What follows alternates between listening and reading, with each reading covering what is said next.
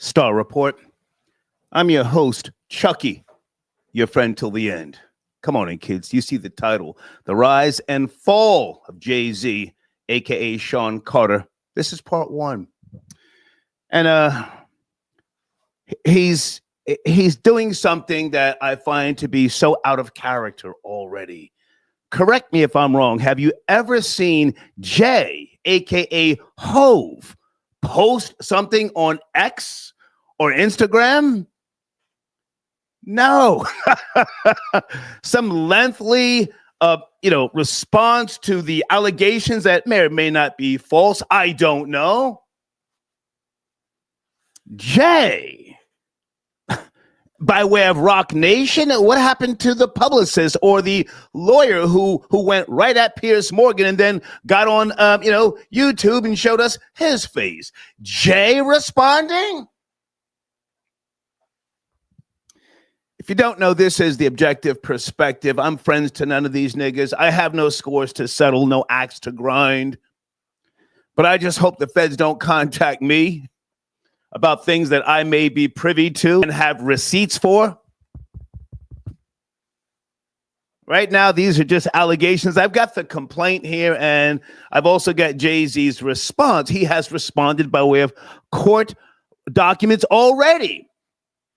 The complaint is in my community section. I posted a PDF file so you guys can download it, utilize it, whatever you want to do. It came out yesterday. Today's Monday, but everybody has not had a chance to comb through it. And I think that you should, because it's pretty detailed. Now, the lawyer who's bringing this case at Jay-Z, Shawn Carter, and Diddy, let's not forget the diddler, this case initially was submitted on October the 20th. It has since been revised. Jay-Z is now saying this was part of a shakedown. Okay, well, why did we have to wait until it was revised and filed in court for us to know that he was being an attempt to extort him? It doesn't add up. It doesn't add up. Before I open up the floodgates and allow you guys to call in with your conspiracy theories, and I hope that you go there today. Yes, I want you to speculate, assume. Let's not slander anybody, and be careful by way of defamation. But let's entertain the bullshit. This is a research edition. I was thinking all last night about Drizzy. Did Drizzy reach out to somebody? Drake, for those who don't know, Drizzy is Drake. Did Drake reach out to the lawyer? The lawyer's down in Texas. Did Drake say, hey, if you can find some way to include Jay-Z, I'll shoot you $200K. Anything's possible. Let me go on record and say a lot of these old niggas from my generation are dirty. Dirty. And they have proudly flaunted young girls throughout the industry, not just in the world of hip hop and R&B, rock and roll as well. Rock and roll, especially rock and roll. Oh my goodness. But we're going to focus on the trash dominant genre of today, hip hop / rap music. It's trash. It's trash. I don't want to be irrelevant in a trash genre, just to be clear, because some of you, when you reach out to me about, go live, I'll wait until everybody gets it out of their system. And then I'll do some research, and then I'll come behind and I'll spit some facts. Right now, we have a civil case, not a criminal case, okay? Jay-Z is talking about in his response yesterday on a Sunday, talking about he stands with victims, yada, yada, yada. Go ahead and file a criminal complaint, huh? Well, that's coming, my nigga. I don't wish it upon you, but it's coming. He's too much of a big fish. We've now got this thing now called the internet. Oh, and it's undefeated. People want blood. We're hungry down here. One of my nicknames is King Crab, right? I'm sorry. Good afternoon to those of you in the live chat. I do not have my contacts on, but salute to you. Huh? Deeds, are we okay? The spelling, the audio, I feel like talking.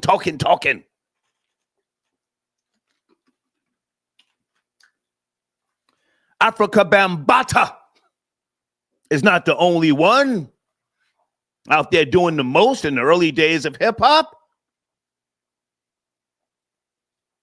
What about KRS-One? Do you remember what he said? 13 and good. Damn! My homie, Grandmaster Flash, he wrote a book where he said he was in love with a 13-year-old named Sweet Pea. Grandmaster Flash said that, nigga. I want to see niggas dragged out of Rock Nation. Oh, I want to see Tata in handcuffs. I heard Tata slap fire out of a female who was signed to Def Jam once upon a time. Not Foxy Brown. Smack fire at the bitch. Let me just think before I, open up the floodgates here. Oh, do you think now's the time that Beyonce will make her exit? I have no proof, but you see, Jay is from my era. Yes, he cheated on her. That's a fact. He admitted to it, But is Beyonce an abused woman? Did he become frustrated, as old niggas do sometime, and give her an uppercut or a two-piece? I have no proof, but now would be the time for her to make her exit. When these types of allegations come down, this is career ending. Let me ask you guys off the rip, do you think Jay should run? Yeah, I do. Got to run. He is the boss of all bosses. I don't wish it upon him. Again, I have no axe to grind. I like the guy, but that ain't got shit to do with shit. The music industry, in case you don't know, is a place where many people thrive, but at the same time they have no shame when it comes to humiliating others to stay in a certain position. You don't have to be college educated. I mean, there are college educated people, from institutions of learning, whether they be in the legal departments or business or what have you. But a lot of most of your artist management, promotion, marketing, just people off the streets. So they feed on other people's weaknesses. Area code 608. Good afternoon. Doing a little research here. Are you ready? Peace, Star. Yes, sir. Yes, sir. How are you, sir? I'm all as well. Good. Where do you want to start? I just want to say this. And I know you're not a big so-called conspiracy theorist. And this really, to me, is not a conspiracy. But we as people, we got to get a little smarter. It's our... Who is we, sir? I don't support tribalism. Who is we? Well, no. We as a collective, as Americans, we got to get smarter. Americans, in the sense of paying, yes, as paying attention to the timing of things and the irony of situations. Okay. Now, what I mean by that is there's always a chaos that comes along when we have some kind of a change or some kind of situation happening. Okay. And it seems as though, there are things that go against the grain that will pull people this way or that way. So maybe this is some sort of a trigger mechanism to get us divided right after the election. There are a lot of things that play. And if you look at the situation, there were people just standing around, kind of watching it happen. Maybe this is something that, and then it takes away the fact from we have a homeless person. That's a big issue here. But we're looking at his behavior instead of looking at the fact that the man was homeless. Can I jump in a second, sir? Because I want to be fair. And you're right. I'm not a conspiracy theorist. But, this afternoon, I am here to entertain the bullshit. let's focus on the rise and fall of Jay-Z first and foremost. This is a really dirty accusation. Yes? Dirty. Are you there, sir? Are you ready? What are we doing? Yes.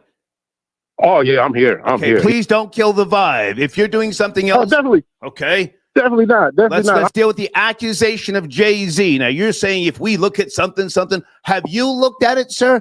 Tell us what's going on. Are you a man who understands the stars and the currents, and what is it we should be looking for? Otherwise, I say this with all due respect, otherwise you're just saying a bunch of mumbo jumbo horse shit. Well, yeah, you can say that. You can say that, but I don't see it that way. Like I said, I just pay attention to patterns and how it seems like every time we're in a feel good situation, the energy is brought down. And to me, it seems like you got powers that be that will do that. Right. On the flip side, with the Jay-Z situation, now we got something else to pull us and take our attention. It was long overdue. You know, he is who he is. He got where he got because of who he is. I'm not surprised one bit. And this is just a tidbit of the information that we're going to hear over the course of time. And they went for his pockets like they do all the so-called billionaire black entertainers. You know, they'll knock his pockets. And even if he doesn't go to jail. Can I jump in for a second, sir? You keep saying we. Are you a man of color? I don't want to assume. Are you a man of color? Yes, sir. Okay. You're from the New York tri-state area? I'm actually from the Illinois area. Okay. You've been popping your fingers and dancing up in the club to Jay-Z's music, right? More so, I'm I would say I was a fan early on. Keep it real, sir. Keep it real. Early on. Big pimpin'. Big, come on. Early on. No, after that, girls, come on. Early Jay-Z, I was with it. Okay. I was with it. So you supported the bullshit. Hang on a second, sir. You supported the bullshit. Okay. You're older now, and you realize it was bullshit. It was bullshit, right? No question. Okay. No question. Is there such a thing as karma, the concept of action? Never mind mysticism. I'm just asking. Karma. It's time. Karma. It's time now. Well, yeah. Yeah, no doubt about it. Because you gotta reap what you sow. You know, we're here for a purpose, and you gotta treat people accordingly. You gotta grow accordingly, and you gotta have accountability, right? I don't care how much money you got. I don't care how many people you know, what have you. You gotta face that accountability, and you gotta meet it head on. You can get ahead of it if you know what's out there, you know. And I didn't see that with him. It's just like, okay, well, I'll just be quiet. Okay. You know, just being quiet that speaks volumes sometimes. Did you repent for your sins since you supported? Hang on. Since you supported the bullshit back in the days, you know. Did you repent for your sins for promoting the hedonism and the debauchery? I don't buy into the repent business. You know what I mean?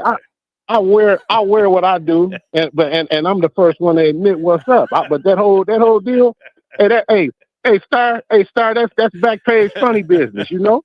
Okay. Yeah. Okay. So like I said, you know, this cat he lived a life. And he reaped the benefits of it. Right. So you got to take the BS that comes with it. Okay. And that's where I'm at. My day's coming, sir. How about yours? You sound like an old nigga like me. Is your day coming? Oh, no doubt. Okay. I'm closer to that. Than the spring chicken. So yeah, it's coming. Okay. Yeah. And I ain't running from it. Yeah. You know, there's just I want whatever's coming to me. I've always said that. If it's two in the back of the head, let me get that. I earned it. Let me get that. I earned it. If I see it, hey, you know what? If I see it coming, respect. If not, then I had it coming. There you go. I appreciate the call. Period, bro. Appreciate the call, sir. Oh, thank you. Yes, sir. Okay. I let him speak. I didn't understand where he was going at first, but okay. He's just, putting a whole bunch of shit in a pot and is it Quando? Drag them to the deep. So yeah, listen, man, it's time. Old niggas had a hell of a run. Let's do what we have to do. Patrice, I got your donation. Thank you for tapping in. Hold on a second. Guys, pardon me if I'm a little slow on the trigger here with responding to you guys, but I always do respond to your cash apps with a thumbs up, okay? Come on, I need somebody to turn up, guy. Oh, wait a minute. Florida Boy Jay, good afternoon, sir. Is that you on a Monday? Yo, man. Hey, only 21 and older. I let another nigga mold her. Hove got a young girl. Still not quite 21. Man, what's going on, man? Let's go. Is it time that the niggas who is watching Satanism and hip hop documentaries and listening to niggas talk about Hove and Jay-Z, they're sham, they selling out, they're devil worshippers. We were all called hating ass niggas. We were called broke. Right. We don't know what we're talking about. Right. Hotel, your third eye ain't nothing up with the diamond. The conspiracy theory with the Murder Inc. and Rap A Lot and Death Row. That's all cap. Yeah. Now, Nick, hey, people like Thought Crimes who told us about 8 years ago that niggas like Diddy. Yeah, thought crimes. And Hove. Yeah. Yes. And sincere ignorance. They told us about in 2016 that one was going to fall after the other or one was going to give up the other. And they called them crazy too, only for the ones in the back to come out on top and right. And the only reason why I say that is because the way you see these things being played out on Q, the way the Rock Nation brunch was canceled early, the way Hove has been hiding for the past year, the way Beyonce has been cranking out albums the last 2, as if she got something coming behind her too. What's really going on? And well, easy now until she gets some types of accusation. Let's not go right. her just yet. Slow down. But now let me jump in here. Is this the day that Dame Dash has been waiting on? Let's keep it real. You know what? Dame Dash is such a real nigga. I think if they called him to give out some damning testimonial evidence, he would still hold down and not testify. I don't think Dame's the nigga to call. You don't call Dame on the... I was just about to say Dame wouldn't take the stand. He ain't that type. He ain't that type. He won't take the stand. He a real nigga. Yeah. He a real nigga. Stubborn to a fault, but a real nigga. Has morals. I think Jay-Z, like I said, I want to see some of these publications get called out because I haven't seen them tweet out. I haven't seen any of these platforms. I won't speak on any names, but I haven't seen any of these Hove Vengers or Glazers. Haven't seen them come out on their platform and speak on it. I ain't gonna call out them all, but there's a lot of niggas over the last 20 years. Yeah, I don't want to take shots at anybody else's platform. I don't do that. Let's not do that. Okay? Yeah, we're not doing that. But I'm saying, stay focused. Just the people publicly have been falling over themselves to stand next to this nigga Jay-Z, stand next to Hove, and for this to come out and see some people silent is amazing. Now, 2 things, Star. I want to say. One, there's I think it's an Ain't No Jigga page that broke down this before this case even came out. That the night of the 2000 MTV Music Video Awards, that Jay-Z actually went to a separate after party that wasn't the same one Puff was Puff threw. Okay. So apparently, maybe that might be the smoking gun to where Jay-Z is been and it's been a high. That was during the same. Hold on, boy, Jay. Your phone is going in and out. Can you make the adjustments? Hold on a second. Stay there. Big Elvis, the chef, sit tight. I see you, sir. You're in the queue. Sit tight, Big Elvis. Are you there, Florida Boy Jay? Yeah, can you hear me? Yeah. Go ahead. You were saying? Yeah, I was saying that he was on bail for stabbing Rivera at the same time that this apparently took place. So to be logical here, I highly doubt Hove was putting himself in peculiar situations around this time when he's high profile. All his moves are kind of being tracked, and he's out on bond for a stabbing. Hold on. Now, have you read the complaint? Have you read it? I've got all. I read all right here. I read the complaint. Okay. I read the complaint. So let's let him and his legal team, figure out where he was at the given point in time. Jay-Z has responded. In case you folks don't know, legally his lawyers have stepped in and they have requested that the accuser's name be given so that he can know how to respond properly. So I just want to make sure everyone knows Jay-Z's legal team has responded today. Okay, you were saying, go ahead. And I think the real news that I feel like a lot of people are missing right now initially is who was the third person, celebrity woman in that room. It's another unidentified high-profile person allegedly in that room. The name has not been revealed. If this case moves forward, it would have to be revealed. And who is this third person? Who is this extra person that has not been revealed yet? That's what I want to know more than anything. Okay. Is it J-Lo? Ooh. Foxy? Okay. Pink? Think about the niggas who's hanging around Diddy. Well, let's just, Star. Come on. Let's really look into details. That's all I'm saying. Like I said, was it Pink? Was it the Boom Cat lady that be around Puff? Was it Puff's mom? Who was the lady in the room with these two niggas? And why is she so silent? Maybe. And why did her husband just leave her? Now got his old thing back because maybe he and she knew that if you stand next to her, your name might be going down. Let me ask you this, Florida Boy Jay. Are people, wishing for Jay's downfall? There appears to be a large number of Jay-Z haters to the point where they just want to see him go down. And again, these are some of the people who are older now. And once upon a time, they were loving his music and the different messages, that he was putting out in the lyrics. And they went to the concerts and the videos. Is there a Jay-Z hate train? And if so, is it justified? There is a Jay-Z hate train, but I don't think it's the fans that wrote with him during his career. I think it's a younger audience that I think, number one, is a bunch of septum ring feminist male hating. I think that's just a group of feminists that just hate any type of man with power that they want to see go down. Okay. By the Me Too movement. I think that's a segment. But I think the real segment that needs to be spoken for here is the people who have been fans of hip hop. The Pac fans, the disgruntled Pac fans, the disgruntled Biggie fans, the disgruntled Nas fans, when it's like, you were around when around Nas come. You were around in 89, 90, 91. It felt like Ho waited till certain people passed away or rap or the John was big enough to where he can take from other niggas and build his career on. You're dealing with people who feel like we're just living Pac and Big on our lives. We get Ho. Hang on a second, because your phone is going in and out again. I disagree. I think a lot or a good portion of the hate is coming from the older generation, those who maybe were trying to quote unquote either get into the industry or had some type of minimal success. Things didn't go their way.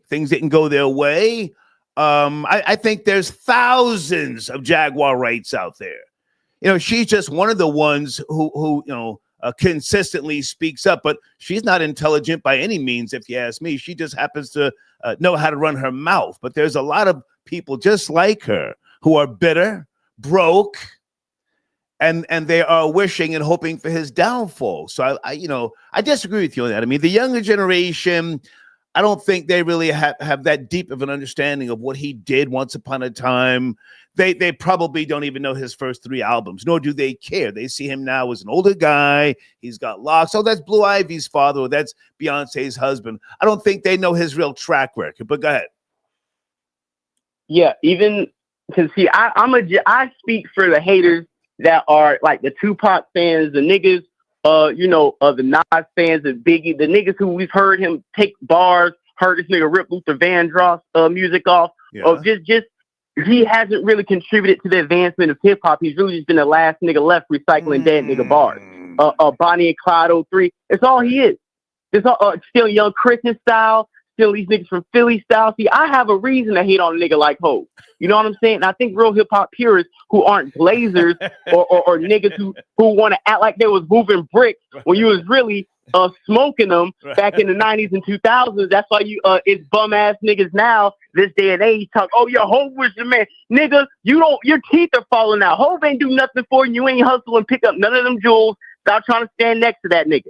I'm speaking for the young niggas who are Pac fans who've been telling niggas in 2007, 2008, 2009 that Satanism exists in hip hop, that these niggas that have been platformed are puppets for Satan, holding the rock, the Baphomet, the symbolisms in hip hop, the niggas you see, the dude without Wilk shirts he's worn, everything that Jay-Z has stood for to sell out niggas, selling niggas things, selling them out for a white culture, selling out his own label, basically driving up the price of niggas. And then I need you to take a breath for a second. I can hear your passion. Sit tight. I got a donation from Robert. Got your donation, Robert. Thank you so much. He said, okay. I don't see a message, but thank you so much. Big Elvis, again, sit tight. I see you, sir. Okay. Patrice, thank you for your support. I got Florida Boy Jay on the line with me. Look away. I got your donation via PayPal. Iggy Pop told on himself as a degenerate in the song Look Away. Wow, he's going way back. Akin to Jay-Z's accusations now. Sad how evil transcends genres and cultures. Very well said. Murder something Mayor 13 and Good remix KRS-One featuring Jigga Man. That's crazy. Hey Chanel, I got your donation. Yeah, I'm putting it out there right now, the rise and fall. This will be a series of sorts, This is only part one, the rise and fall. When you get these types of accusations, any business and or entity or individual, you have to go into what's called crisis mode. And I want to say, I think already he did a wrong move by posting on, was it X Florida Boy Jay or Instagram? Jay-Z's Rock Nation response. That was on X, wasn't it? Yeah, it was on X. It was an X. It was on X. I've never seen him put up a lengthy post. Have you, Florida Boy Jay? Before I get back into what you're saying. He actually prides himself on the minimal amount of internet use. The only thing he did, he created an Instagram page one time, wish Michael Jackson a happy birthday, right. And then just deleted the whole page. So for him to, like you just said, to personally release a statement out is very eye-opening, to say the least. I'm not going to say a sign of guilt, but just from where I'm sitting, I'm like, whoa, that's a bit odd. Hey, can you hang on, Photo Boy Jay? I got a bunch of people on the line. You want to sit tight? Oh wait, and you and I must talk about Josh Allen from the Buffalo Bills. Please don't let me forget to ask you. Okay?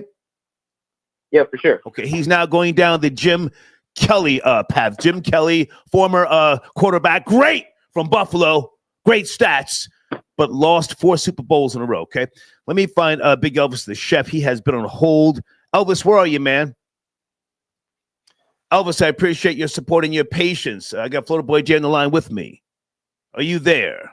Elvis. Big Elvis, the Chef Rosenberg. I am here, star. What up, Florida Boy Jay? Good to hear from you. What's up, Elvis? Where do you want to start? Yo, I like Florida Boy Jay's energy at all the time, but I disagree. If what you say is true about the Illuminati and do what thou wilt, then he wouldn't be going through this. This right here is a situation where he's had massive opportunity to pay this person off and get from out of this, from this shyster of a lawyer who put out all points bulletin that he's willing, 3,000 people showed up to get a case against Diddy. This is just another opportunity for a lawyer to make a bunch of money and bring somebody down in the process. There is no truth to what we're hearing.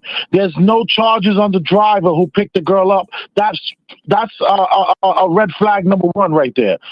If they're not charging the driver and his name has not been named because all Diddy's drivers were under contract, not even by Bad Boy. They were under contract by a whole nother agency that took care of Diddy's drivers for 20-something years. And these are facts. So let me tell you this. He didn't have a guy that was his friend that drove for him. That's not the way it worked. So the fact that this person, the driver, is not being charged shows you this is Fugazi. Not like Coolio, the real Fugazi on Fugazi podcast, but Fugazi. This guy did not do anything that they saying because he had an opportunity to pay and get this from around him. But he's smart. He didn't do like Diddy did and paid, what's her name? Because if Diddy never would have paid that chick, he would not be going through what he's going through. I'm not even going to say her name. That woman If he never would have paid that woman, none of this would be happening for Diddy right now, and Jay knows it. We got to show Jay some respect. Okay. We got to stop looking for an opportunity to bring Jay down. And I'm a hater of Jay. I've been hating on him for years. I'm 100% Jay hater. But we got to show respect to the people that deserve it and earned it. And he has deserved and earned our respect. Very well said. Let me jump in there, Big Elvis. You're talking about the Buzbee law firm who has put out this complaint with the Jane Doe, and Jay-Z's legal team has already responded. Yes. Yes. Yeah. So yeah, there could be no. I gotta go, Star. I gotta go. Okay. I'll donate again. I already did once. I'll do it again before the show's over. Thank you, Slew. Okay, peace. He had to go. Big Elvis, the chef, great guy. He's driving. What do you think about what he said, Florida Boy Jay? Elvis, I heard everything he said, but I mean, it's not like we're talking about a Neely Fuller or Claude Anderson or Shahrazad Ali. We're not talking about black thought leaders provoke. We're talking about a nigga with camel lips rapping in the microphone. This nigga ain't did nothing for niggas. But what do you do? Inspire you to get your lazy ass up and work, sell an extra dime bag, fill another application? Who is this nigga? We put him in jail too, and put anybody who was so inspired by this nigga, they want to fight for him. Hell no. Nah. This problem with niggas in the first place. You want to talk about niggas who selling liquor and tennis shoes deserve our respect. Hell no. Nah. This nigga ain't never write no book to help a nigga get a bag. What are we talking about? Okay. Sit tight, Florida Boy Jay going 10 toes down. Nat from Michigan, I got your donation, sir. Thank you for your support. Get them all out of here. As generic as that sounds, Nat, that makes a lot of sense. It's time to, as we have all been saying, clean up the goddamn genre. Clean up a lot of the older guard, if you will. They have skeletons in their closets. And again, supporting the hedonism and all the other stuff and the gun talk and the promotion of violence and women as bitches and hoes. Yeah, you got to grow out of it. You got to grow out of it. As a matter of fact, didn't Jay-Z stop referring to women as bitches after he had his beautiful daughter, Florida Boy Jay? Or I know he spoke about that. Yeah. He said that. Oh, I'm ashamed of Big Pimp and those lyrics. Right. Yeah. Lame ass nigga. Okay. Nat, thank you for your donation. Hey, let me bring someone else in, Florida Boy Jay, if you have time. I think this is Colleen from the New York Tri-State area. Hey, Colleen, is that you? Hey, give her a second. Colleen, are you there? Colleen, yes, no, maybe. If not, I have to go. And let me cut off Big Elvis, the chef. I left him in the queue. All right, Colleen, thank you for holding, but I got to go. Robert, is that you? You sent a donation, Robert? Yes, no, maybe? Yes, sir. How's it going, sir? It's going, sir. You on a headset? Can you make the adjustments? All right, cool, guys. All right, yeah, I'm here. Go ahead. What do you want to start, sir? We're talking about Jay-Z. It's shine time. Shine time. Yeah, I'm a 39-year-old man, grew up in Brooklyn. I'm all for Hov, I'm riding with him. I don't think he's guilty at all. Okay.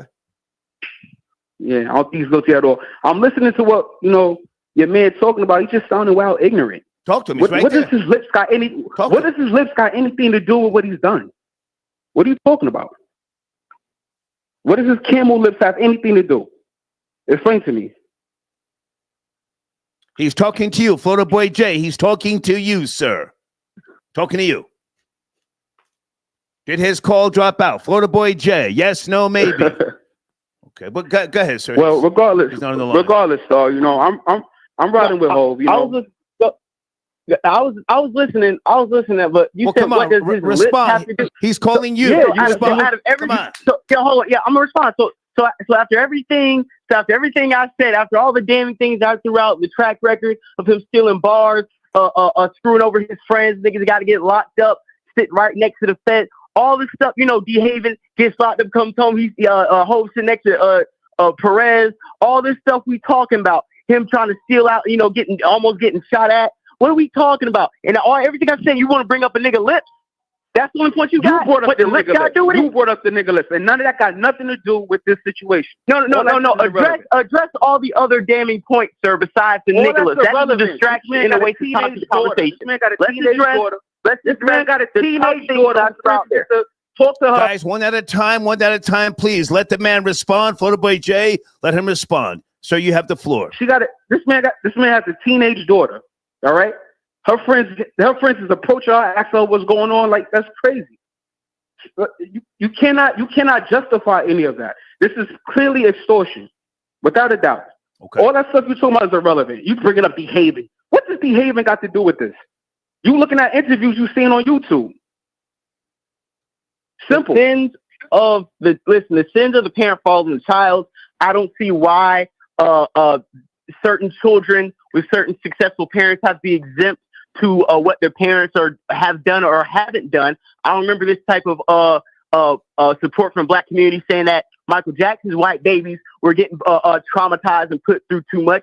I didn't hear nobody talking about Tina Turner's babies get traumatized, put through too much. She was getting knocked upside the head. I don't hear you guys saying this even about Diddy's kids or even some of his young daughters at this time. But now we all of a sudden we got to look out for Hov and how his kids view things. That's not the point. If your father, your mother was outside living shiesty and you kind of come outside and you have to live with the reputation of your forefathers and your parents, that's on you. Who cares what his kids feel like, nigga? There's a lot of niggas who got messed up parents that have to answer their parents since they go out, go to school, go to work, or just live in society. This is normal stuff. Okay, let the man respond, Florida Boy Jay. So you have the floor. Yeah, but you're talking as if you know for sure Hov is guilty. That's what's crazy. There's no evidence showing that this man raped a 13-year-old girl. That's the problem. And then he's going to do it with Puff with a witness watching him do it. Makes sense. It's extortion, period. Now, you don't have to like Jay. That's fine. That's okay. You don't have to like him. I get it. You don't have to like him. But at the same time, you can't just be going with whatever type of allegation is thrown on the man's name. His track record is too solid. He's like, come on. Star even got a little bit of love for him. That's crazy. But Star don't have to rock with nobody. If I can jump it, I've got respect for him. Streets got no love, and I don't say that to be slick, right? But at the same time, we are going to discuss this, and we are going to go back into history with regards to some things that may have been suppressed, overlooked, and I don't expect you to defend everything or clarify everything that Jay-Z has done. But okay, so you said that this is clearly extortion. Do you think that with regards to these claims and allegations, this could be damaging in a sense? It's very dirty to call someone or even accuse them of something like this. Go ahead. Of course, Star. Of course. I agree with you 100%. I definitely think, just the fact that this allegation has come out, this will be a stain on his career for the rest of his, life, period. This will be forever remembered on him. And you also said you asked the caller earlier, do you think that he's getting hated on from older generations, and do they want to see his downfall? I agree. Yes, they definitely do. And a lot of them is from New York. Yeah. That's what sucks. Yeah. If you pay attention, a lot of them is from New York. I'm not going to say names. I'm not going to get on into it. It's just corny. Yeah. It's just whack. I don't think this is a time we should be praying on Hov downfall. I really don't. He's done a lot. Florida Boy, you said something about what has he done? He's done a lot for us. Period.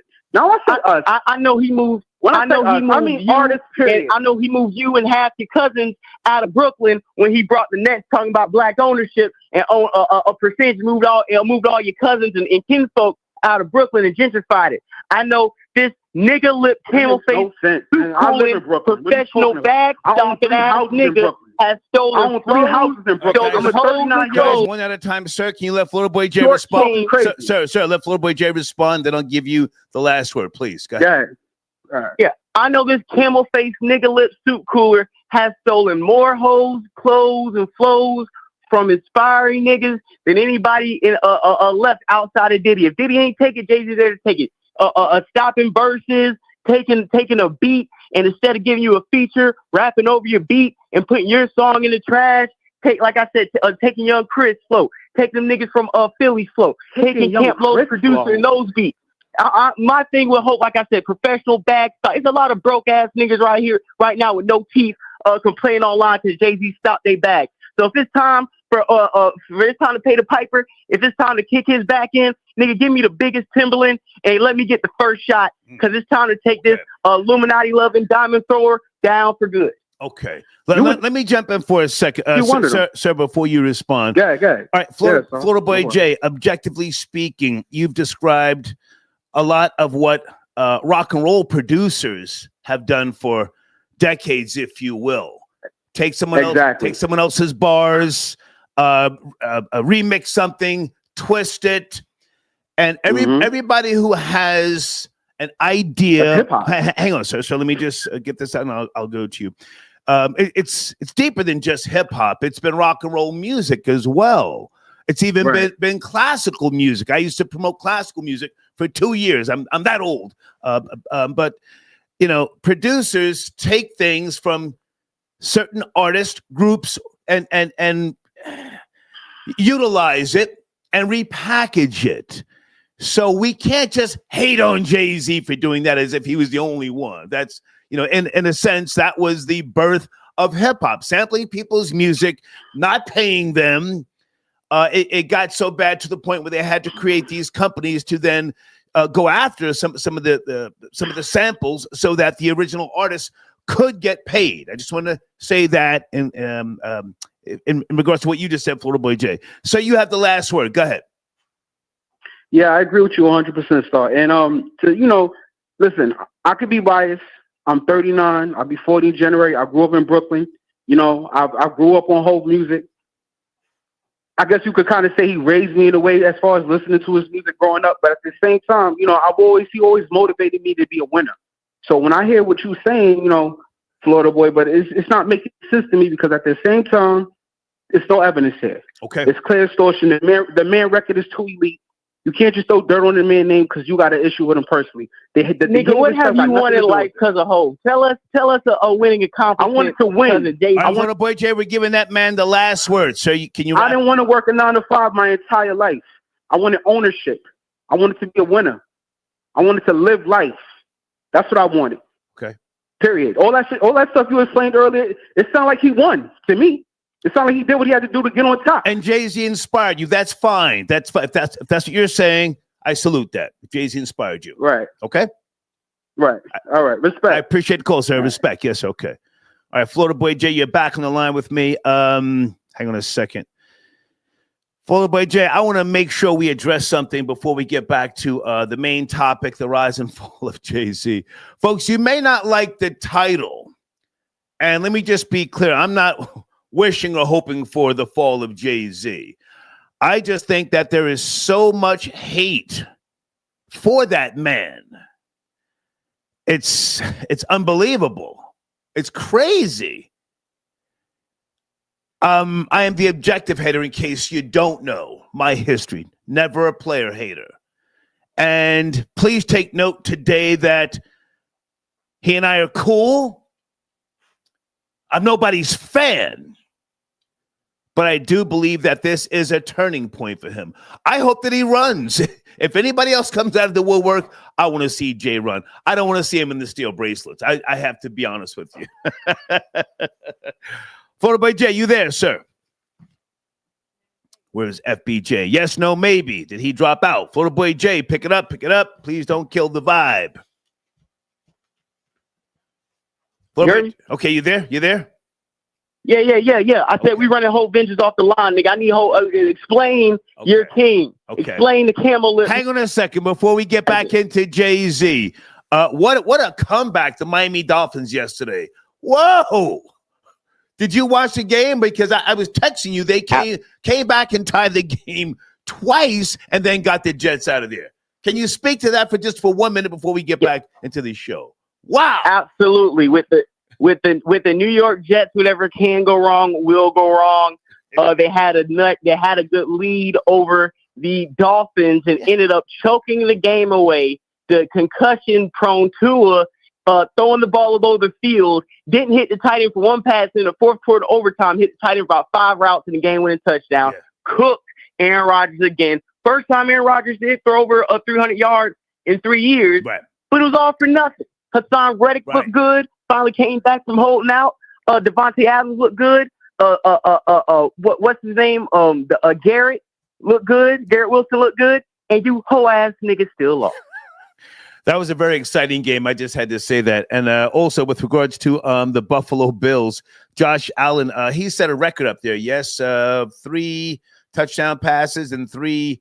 Did he rush for 3 touchdowns as well? Yes, first player in NFL history to run and pass for 3 touchdowns in a single game. Mm-hmm. Absolutely. Yeah. They have been hyping him up as the new Brett Favre. He's the most talented quarterback we've ever seen. As if Lamar Jackson doesn't do these things every week. Yeah. But when the Bills Mafia is revolutionary, the athleticism and the decisive talent in the decision making. My God. Yeah. I have to say this to all of you Buffalo Bills fans. Until they win a Super Bowl, I don't care what Josh Allen does. I just want to say that. All right, can you hang on, man? I'm going to bring some more people in with regards to our conversation. Florida Boy Jay? Yeah, for sure. Okay, I think this is Rob Lowe, area code 201. Rob, is that you? On a Monday, we're discussing the rise and fall of Jigga Man. Yes, no? Rob Lowe. Peace, star, salute. How you doing? How are you, man? I'm good. Where do you want to start? All right. So, I'll start with Jay-Z. All right. So I entered Jay-Z, I think it was junior high school, Hawaiian Sophie. Okay. It was just another video that you seen on MTV. And then fast forward when he came out with, I'm not going to go into all his writing credits and all that stuff that he did for other popular New York artists, but then came In My Lifetime. To me, the original version was trash. He set it off. It was a landmark when he did the remix to In My Lifetime. Okay. That was actually the beginning. It wasn't necessarily when Big died. They were making, he was moving forward, and he was about to make a mark on New York. And I'll say all of that. I say all of that to say this. Most of the haters that Jay-Z has, he created from good point. Good point. From his style, from the influence of Dame Dash. These guys created all of this hate because there were 2 types of MCs in New York at the time. There were what I call the corner boy rappers, which was your Nas, your Mobb Deeps, your Capone Noriegas, Nature, Big Pun, Fat Joe. Those were what you call corner rappers, like taking the outlook of people who sell drugs on the corner hand to hand. Right. Jay-Z and Big, even though Big came out of that same kind of corner boy drug movement. And lobby boys as well, for those who don't know. Right. But he moved it, he transitioned it to more like, we shipping keys from other countries. Right. Now, when Nas tried to do that Escobar nonsense, it didn't work for him because more people were looking for the authentic Illmatic Nas and not the It Was Written Nas, where he was saying wearing pink suits and stuff like that. With Jay-Z and Big, that image worked.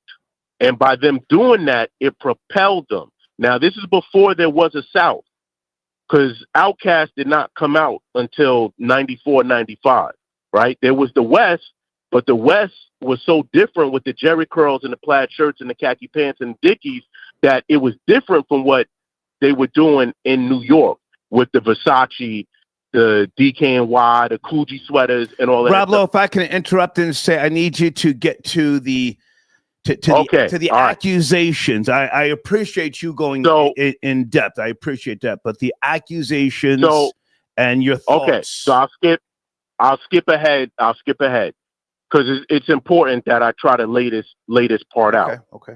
So when Jay-Z and them became as popular as they did, these dudes were knocking down stars. They were knocking down women. Yes. Now, that's not to say that there couldn't have been somebody hanging around, but it's like Elvis said, there's a lot more intricacies to this. You're not talking about a video shoot. You're not talking about a house party. You're talking about an award ceremony after the party. Right. This stuff has so much security that it's unbelievable. And if we're talking about this is 24 and this happened in 2000, Jay-Z was still well into his grown man status. For him to be holding down a 13-year-old, I don't believe that. Okay. Now, the hate, I do believe most of these people that are mad at them are mad because at a certain point, the only one making more money than them was Will Smith. Okay. These guys were, and then on top of that, it was the power that they had. I can see that. I can see that. They had power because I've been in close situations at clubs, even in basketball courts, back the Rocksteady Park on 97th in Amsterdam, where these guys were sitting on the bench and they would go at people joking. They were joking, but the snaps were so bad, grown men wanted to cry because there was also the embarrassment of you ain't got no money. That has grown and translated across the world now, where people are trying to, I'm wearing a dress shirt, I got money, lying about rental cars. All of that came out of that Jay-Z movement. It wasn't just him. And let me say, for those who don't know, everything you just described was what Dame Dash also led the charge for. So that's why, for those who don't know, that's why there's a lot of Dame Dash haters that he actually helped. Say what you want about Dame Dash. He gave guys careers, not just jobs, careers. And I have to say, honestly, when I look at some of the guys who do not support him, knowing he gave them careers, I'm like, damn, he fed you niggas a little too good. I want to say that. Go ahead. You want to see the reason for that is the same reason for the same thing, like why someone like D. Haven is making interviews where these guys have gotten so exceptional. I don't want to take shots at D. Haven. He and I are very close. I'm not taking shots. Okay, all right. I'm not. All right. I'm not taking shots. But there are people that are disgruntled because they got left behind. That's what a lot of this also has to do with. Yo, y'all got money. Yo, let me hold something. Right. Let me get something. So I'm supposed to support you and your family. Well, I give you $10,000 now. And what's going to happen in a month after you try to get a car with that $10,000? Right.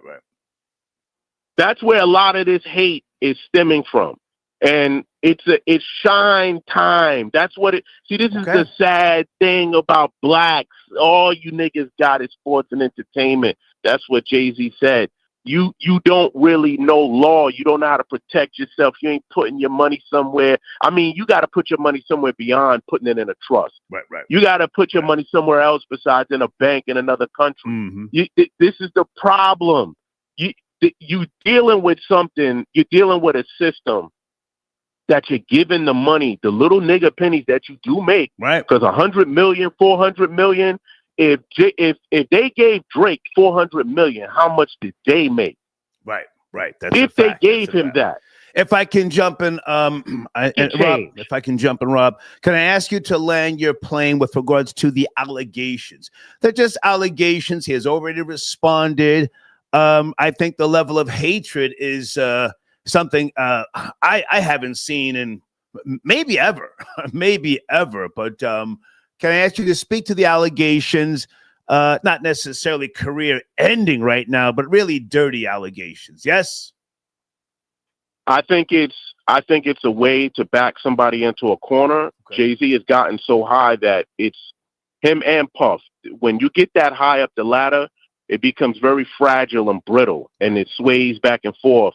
And it doesn't take a lot to either make that whole thing come crumbling down, or sway you to the point where it will damage you for the rest of your life. Like you talking about, this might end his marriage. This might end his relationship with his kids. This might take him off of all of those high chairs that he sits in when he's bumping elbows with these owners and, these makers of industry. Yeah. That's what's at stake here. And I think the lawyer knows that. I think a lot of these lawyers know that because it's all connected now. Everything is connected. Somebody in California easily knows somebody in New York, in Miami, where all of these people's playgrounds are. They're at these parties because you can't have certain people. It's not going to be the type of party, A-list party, unless you have some of these people, and they look around, they see things, and yeah, there's people standing around saying, yeah, this guy's getting too big for his britches. Yeah. So Okay. these allegations coming at this point where this girl was 13 years old, 13? Yeah. What the hell did you look like at 13 for somebody that was probably... Easy. I don't even want to go too far into that direction. Rob Lowe, I appreciate you, man. Thank you for tapping in. Salute, Star. Salute. Peace. Okay. Peace, Star. Okay. All right, Florida Boy Jay, sit tight a second. I'm going to finish up with you. All right, final thoughts, Florida Boy Jay, with regards to Jay-Z, accusations. Yeah. Go ahead. Yeah. OG. Let me say this, and this is another thing I wanted to, because I'm, like I said, I'm kicking in all back to whole Vengers, Jay-Z, Glazers, running them off the line, beating them over the head, all kicking them back. Hey, listen, I got my big problem with this goofy ass nigga Jay-Z is that in some of the narratives, it's not a bunch of broke niggas that are disgruntled, had issues with Jay-Z. Prodigy had an issue with Hov for a reason. Nas had an issue with Hov for a reason. Dame, 50, Pot, DMX, Cameron. You talking about niggas who were popping at their peaks, who is like, man, F that camel lip nigga over there. And one thing that I think it goes very underplayed is I never liked the fact of how he went over at Def Jam, and to me, kind of ran over LL Cool J's GOAT claim, LL Cool J's send-off.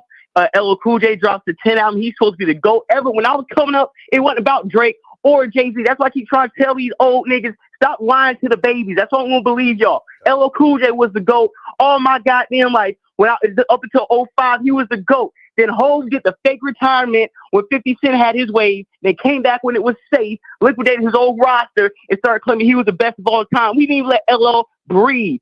And when he was over Def Jam, I feel like he didn't do and maximize what he should have for LL Cool J. Okay. He tried to usurp him. No, he didn't do as much as LL for hip hop. And I think LL should have a gripe with this old ass camel face nigga too. Okay.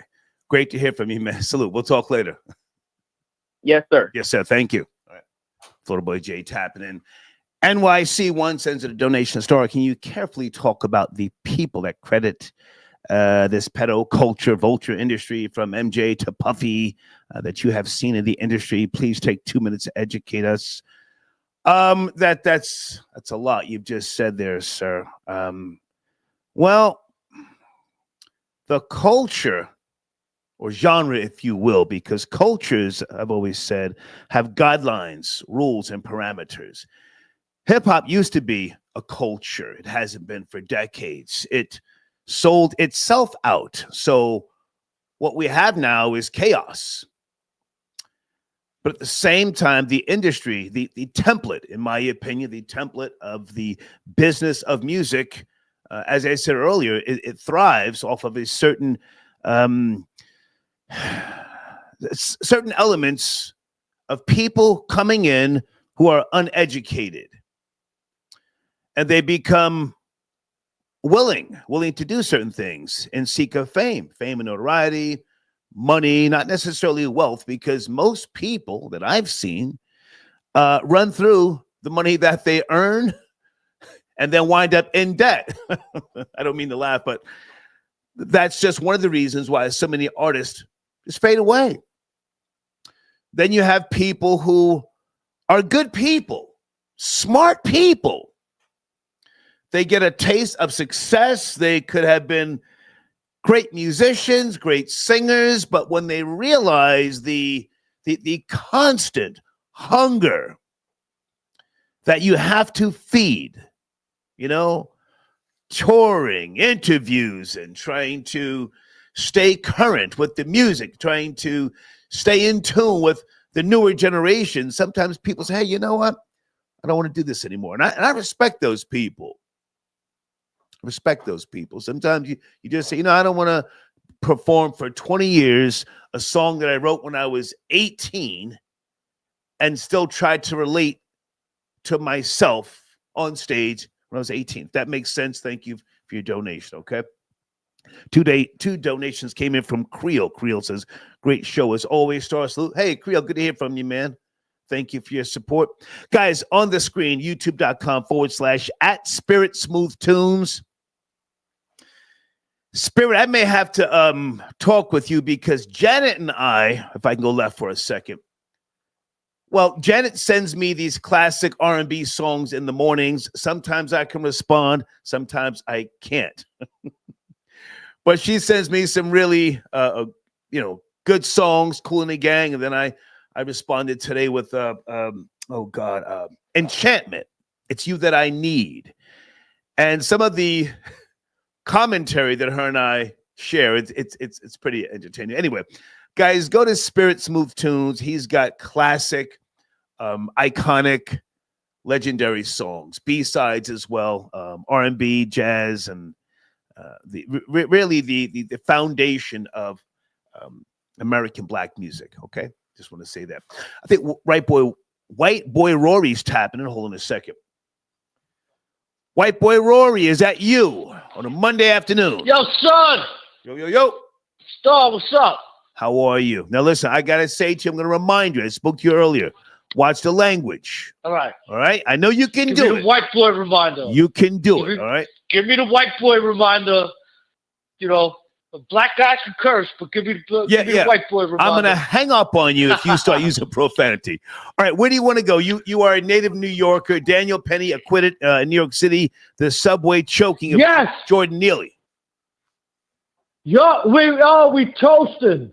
We toasted for good people, man. We toasted for good white people. The jury rejected that.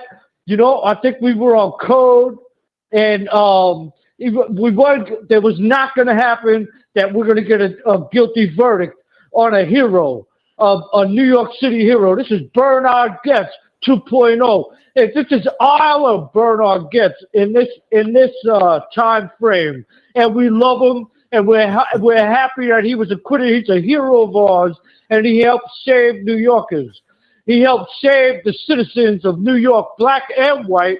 Most of the people on the train that he saved were women of color and babies of color. He's looking out for black babies, man. You know, so I think Jordan Neely should get the Presidential Freedom Award and an NAACP award for protecting women of color and babies. I think you get it backwards. You said, of color? Hang on, you get it backwards. Black babies are the cutest. Rory, listen. Okay, he's a little hard of hearing, guys. Can you hear me? You've got it back. Yeah, go ahead. You've got it backwards. You said Jordan Neely should get an award. He's dead. So Daniel Penny should get the awards, is what you're saying. Daniel Penny. Yeah. Daniel Penny is a black and white freedom fighter. Okay.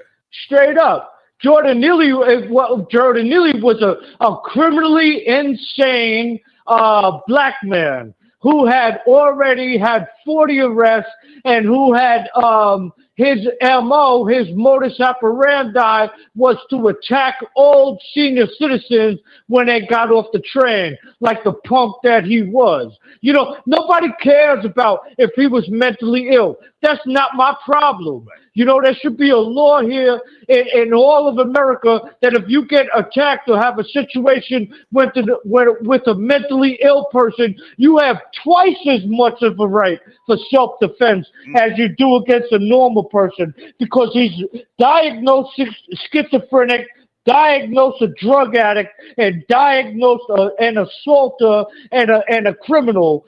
And I have twice as much of a right to defend myself and anybody around me from this psychopath that's on the train. You know, when you're on a train. Let me jump in for a second. Okay, so the second verdict came back this morning. Hang on. Second verdict came back this morning. Now, has he been charged with anything, Daniel Penny, or just acquitted on? They can charge him with whatever he wants. He's not convicted of nothing. They can keep charging him. No, I'm asking you. Hang on. Has he been charged or convicted by way of anything with regards to the choking of Jordan Neely? Anything? Any convictions? No. Jordan Neely has been convicted of 40 crimes. What do you mean? I got you. I'm asking you, did Daniel Penny get acquitted on all charges? Everything? All charges. It should have been thrown out on Friday. Okay. All charges. This was a racially motivated case. This is a black racially motivated case. That he wasn't even charged till 11 days after the crime was committed, because we have a crazy black activist, we have a crazy black DA, Democrat DA, far left liberal, we have crazy black far left Democrat city council, and they wanted to turn this into a racial thing. The only aspect of racism in this case was from the black side. You had BLM, BLM outside agitating the fact that a black dude, just because he was black, doesn't mean that he wasn't crazy and a criminal and trying to harm people, right? That doesn't mean that. It don't mean nothing.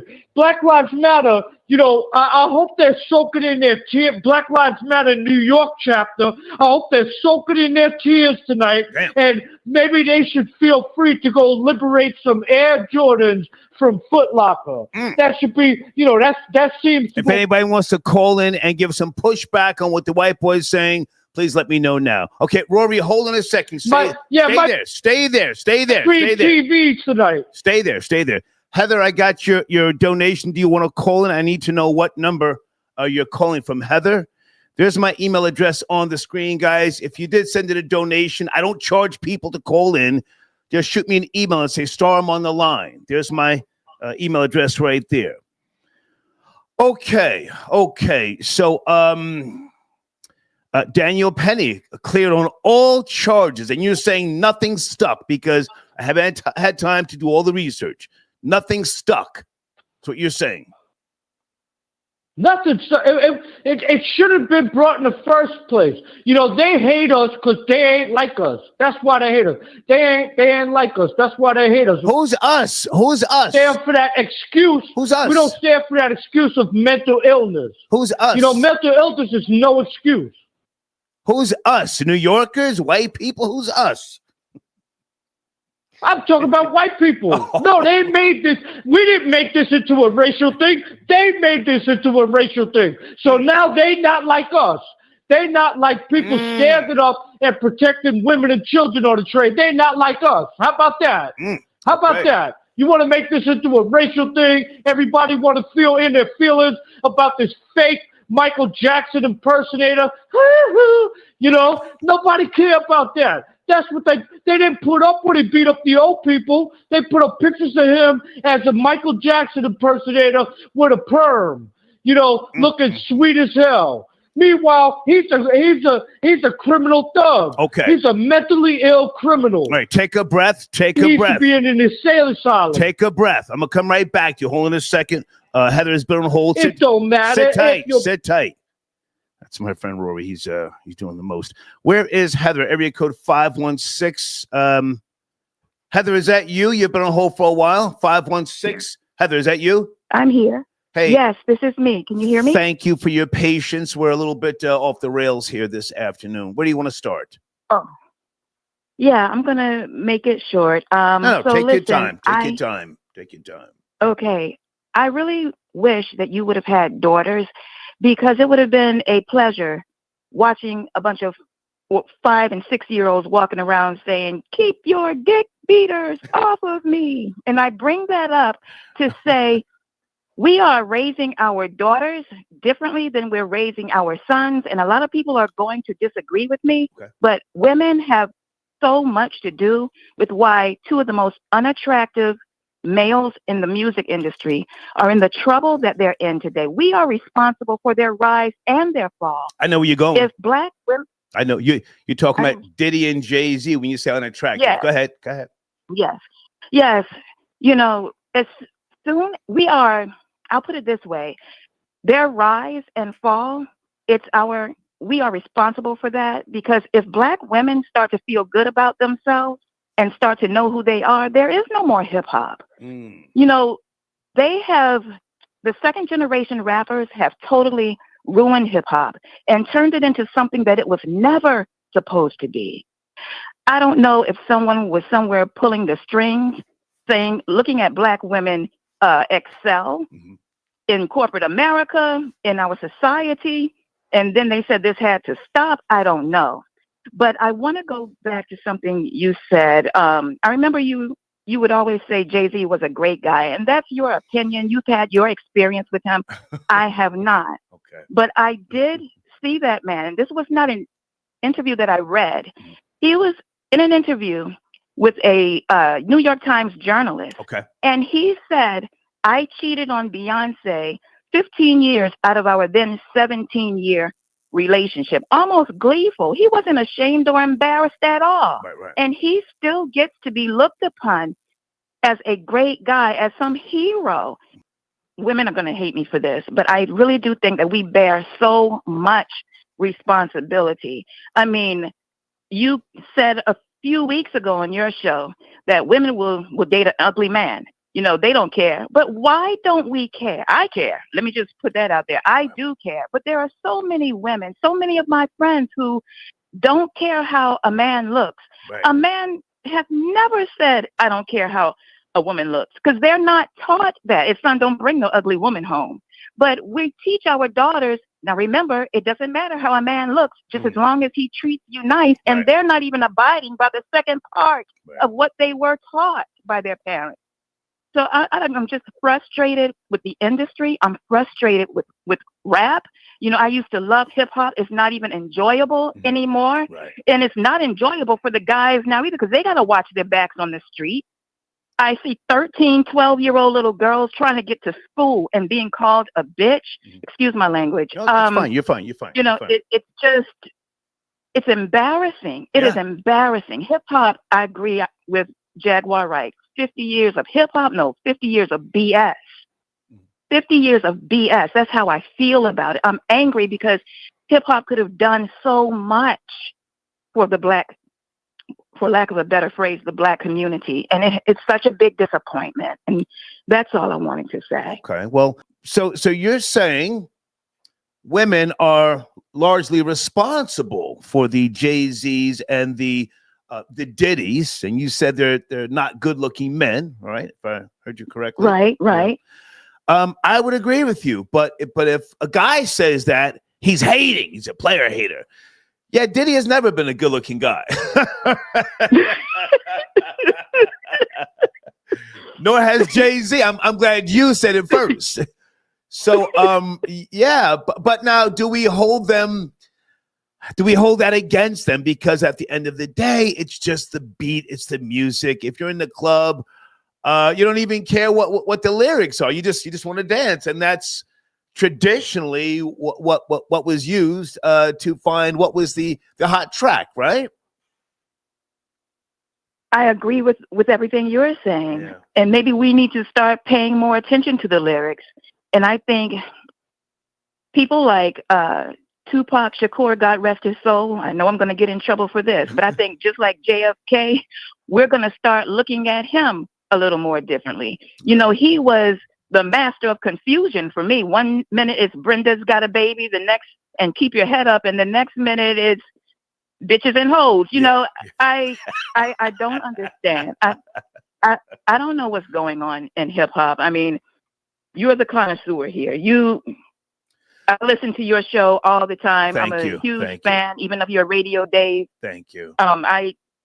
I got my mom hooked on your show before she passed away. She loved you, and I just want you to keep doing what you're doing. You are a very important voice. Okay. And let me just say this with regards to Tupac. Him, I will defend.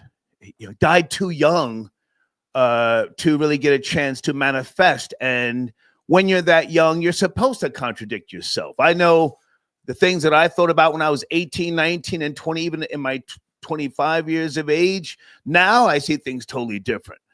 You know, so he didn't get a chance to really grow up and then explain some of the things that he was trying to say. If it was his true feelings, okay. But if it was just to sell a track, we have to kind of say, okay, it was just, you know, that's what the system, you know, required. But I hear you. Thank you so much for calling. I will agree with you on that. Thank you so much. Thank you. Bye now. Okay. Bye. That was Hazel's happening. Rory, sit tight. I'm coming back to you in a second. Brian, I got your donation. Hold on. Nathaniel, I got your donation. Star, we got our eyes on Rat Nation, Fed Nation. You should, sir. You most certainly should. Let me finish up with Rory. Where is he? Because I think he's at work today. What happened to Rory? Did your call drop out? Rory. There he is. Hold on. Okay, I'm going to let you land your plane. Thank you for your patience, and thank you for not cursing. See, you can do it. You can do it. You say that to me all the time, man. Come on, man. Yeah. You know, it's just a good day here in New York, man. We got some justice finally in this racially charged case. We're happy. You know, we're really happy. We had a psychopath last week stabbed 3 people to death on a Tuesday morning. You know, a mentally ill Hispanic guy. You know, and nothing was said about race with that. He literally stabbed 3 people to death while they were going to work on a Tuesday morning, you know, from the west side to the east side. So, you know, you could go ahead with this Jordan Neely and all these black activists and black racists. You know, you lost today because you're a racist, and this case had nothing to do with racism. And don't nobody care if he was like a little cute, zesty black dude trying to be like Michael Jackson. You know, it's supposed to be, it doesn't matter if you're black or white. Gotcha. You know, if the DA and the prosecution listened to Michael Jackson, they would have said, you know, it don't matter if you're black or white. Okay. You know, so it don't matter. It don't matter if that chokehold was tight. How about that? It don't matter if that chokehold was tight. Right? White boy going off the rails. That's how it goes. We got some justice. You made your point. You landed your plane. Good to talk to you. We'll catch up later. Yeah, hey, what I want to say about Jay-Z. I hope Jay-Z get exposed for the phony that he is. He never was no kingpin. He has never been to Rikers Island in his whole life. You know, he was supposed to be some big-time drug dealer. He never faced even city charges. He was a nickel and dime piece on the 3rd floor in Marcy Project. You know, this guy's going down faster than you know, Jordan Neely's gay ass on anybody who gave him $10. All right. Good to talk to you. We'll catch up later. We'll catch up later. Okay. White boy Rory. Sheesh. The acquittal up in New York, in case you guys don't know. Daniel Penny. All charges. Wow. Movie Impulse got your donation. Man, so much Jay-Z hate. It's unreal. They can't wait to see a black man's downfall. Epstein didn't get this much hate. It's crazy. I agree with you, sir. I agree with you. You know, I think it's a little expected, though. You know, it coincides with the genre. You know, I got more than you. You wearing that old shit. Y'all niggas is bums, right? Rakim, I got your donation. Thank you for tapping in. Mainstream rap is done. They cleaning house. That's a good way to look at things. August, I got your donation. Thank you for tapping in. Guys, the alleged shooter of the United Healthcare CEO has been arrested. Alleged shooter. Caught him out in Pennsylvania. I'm not sure if that is the person or not, but hey, you know. Full Blast Radio tapping in. DJ Tiger, do you want to call in? Okay. Here's the link to tonight's show. Okay. I'm going to post that in my community section. Guys, let me respond. This is my homie. Send me your banner to post. DJ Tiger, www.fullblastradio.com. He's going live tonight. I'm sorry. Also, folks, in my community section is the complaint for the civil action, okay, against Sean Combs. And Jay-Z has been included in it, all right. The Buzbee law firm. And Jay-Z's legal team has already responded, in case you don't know. Jay-Z wants the Jane Doe to reveal herself. Okay. Who's on hold here? Let me see if this is area code 917. Are you there on a Monday afternoon? Hi, sir. Hey. Hi, sir. Tell me, how are you? Hey, I was calling you earlier. What happened? You had me on hold and you left me out there. Oh, I had another call. I'm so sorry. I'm going to try to keep this as short as possible. What's going on? Everything that Heather said was eloquent. She hit the nail on the head eloquently about what's going on with our daughters. But now I'm going to do. And I also want to praise God for Petty. Can you come a little closer, Colleen, because it sounds like you're far away. Just a little closer to the microphone. Give her a second, guys. So I just want to. Can you hear me better now? That's much better. Go ahead. Okay, I'm just like really thankful that Daniel Petty got off, but at the same time, something needs to be done with our mental health system in New York City. Okay. While Neely may have had 40 arrests, I don't know how many convictions he had. He had a very sad life. First of all, his father, he didn't even have his father's last name. So I'm shocked that the father is saying anything now. But in 2007, Mr. Neely's mother was killed by her partner, chopped up, and her body thrown all over the Henry Hudson Parkway. So that kid never had a fighting chance. And the mental health system failed him, and his family failed him. But at the same time, I'm glad that Petty was found not guilty because he did defend people on the train. He probably haven't been on the subways in a long time. It's a horror show. Now, as far as Jay-Z is concerned, I think we all need to do a little look back in history. Okay. Roxanne Shante was 14 years old when she dropped her first album. Go ahead. And UTFO and all these men were talking filth about her, giving up the box, all this other stuff. Yeah. Okay. Yeah. KRS-One, I absolutely love 13 and Good. 13 and Good. That was a Boogie Down Productions album. Go ahead. Thank you. 13 and Good. And he talked freely about it. Back then it was acceptable. Yeah. Honestly, I believe that Jay-Z did this. And I really think also. Go ahead. No, you have the floor. Go ahead. I really think that Diddy is like the music business's Epstein. I think he has enough. That's why he has everything on video. He recorded everything to put people in compromising positions. Mm-hmm. He probably has Jay-Z on video. Raping this 13-year-old girl. I've heard. Colleen, I need you to be careful with that word, that allegedly. R word. Well, yeah, for these algorithms, that R allegedly. Word, I'm so sorry. I'm so sorry. Allegedly essaying this 13-year-old girl.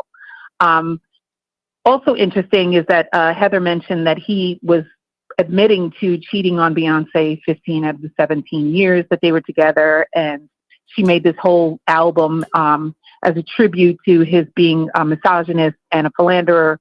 But there was always this question about who was Becky with the good hair, right? And everybody was blaming Damon Dash's ex-wife for being Becky with the good hair. What was her name? I forget her name. Was it Rachel Roy? Rachel Roy. She had her own clothing line. Right. Beyonce basically destroyed her career without even. To me, that was a strategy she used for her husband to destroy Dame Dash as well by going after the ex-wife. Wow. But I honestly believe, in my theory, that Becky with the good hair was always Gwyneth Paltrow. Gwyneth Paltrow, if you remember, Gwyneth Paltrow, Chris Martin, Beyonce, and Jay-Z were very close. Right. Well, Gwyneth Paltrow held sex parties. Gwyneth Paltrow is a known. Now, I don't know that to be true. So let's say allegedly she held sex parties. Allegedly, I don't know. So if you run it on Google and type, I remember reading about. Well, this. listen, I'm not going to run it. So let's just say we have no proof. So allegedly. Well, we have no proof. This is what's on the internet. We have no proof. Go ahead. But allegedly, Gwyneth Paltrow is like one of those those sex cult type people, allegedly, right? Okay. So I honestly always thought that Gwyneth Paltrow was Becky with the good hair because you never saw Beyonce with Gwyneth anymore. They were always taking pictures together. They were always in these photo ops. Okay. So he has this, and you have to also take into consideration that Jay-Z has a history of heinous violence. Didn't he shoot or stab his own brother? Yeah. And then he went after Lance Unrivera and was arrested for stabbing Lance Unrivera. Jay-Z's always been with this shit. See, he's a very mild-mannered guy on the outside, but You couldn't. but Hang on a second. Hang on a second. Brother? Hang on. For those who don't know, you could not come up in the Marcy projects and be soft, slinging coke. Go ahead. Right. But you know, his mother worked for the New York City Department of Finance, so Yes. it's not like he grew up impoverished. His mother was well educated. Oh. His father, unfortunately, was a drug addict and mostly missing from his life. Right. But if you take into consideration all of these very public acts of violence he's committed, and even to do this to his own brother, it's not a far reach to think, well, maybe these allegations are true, and it's unfortunate they are. It's unfortunate that men participated in these acts of hedonism back in the day. The 90s and the 2000s, as you know, were like the roaring 20s. You know what I mean? Everybody was waiting for Y2K and they didn't care. You have to think about the mental state of people back then. So again, I really want to give props to Heather for her commentary. Rory was off the rails for sure. It sounds like he's trying to start a race war. But he needs to fall back to that because everybody doesn't think that way. And it's really disappointing, but again, not surprising that Jay-Z is now being accused of raping a 13-year-old. Okay, Colleen, you have to be careful with that for the algorithms. Now, hang on a second. Okay, so this is big news everywhere, and it's going to continue to be big news. I have no proof. I'm trying to be as objective as possible. I'm nobody's fan. You and most people know that. But now, of course, was this behavior overlooked for decades in the quote-unquote music industry, if you will? I mean, R. Kelly getting married to Aaliyah, another Elvis Presley and Priscilla Presley. I mean, so the times are different now, and there's behavior that from the past that is being shunned. By no way, shape, or form am I saying he's innocent or guilty, but the charges. Do you think that they are brand damaging, if you will? I'm not going to say career ending, but brand damaging. Well, yeah, they're brand damaging, but if the allegations prove to be true, then he deserves to have his entire empire ripped down to the floor. Okay. And all the red flags were there because he was allegedly with Aaliyah.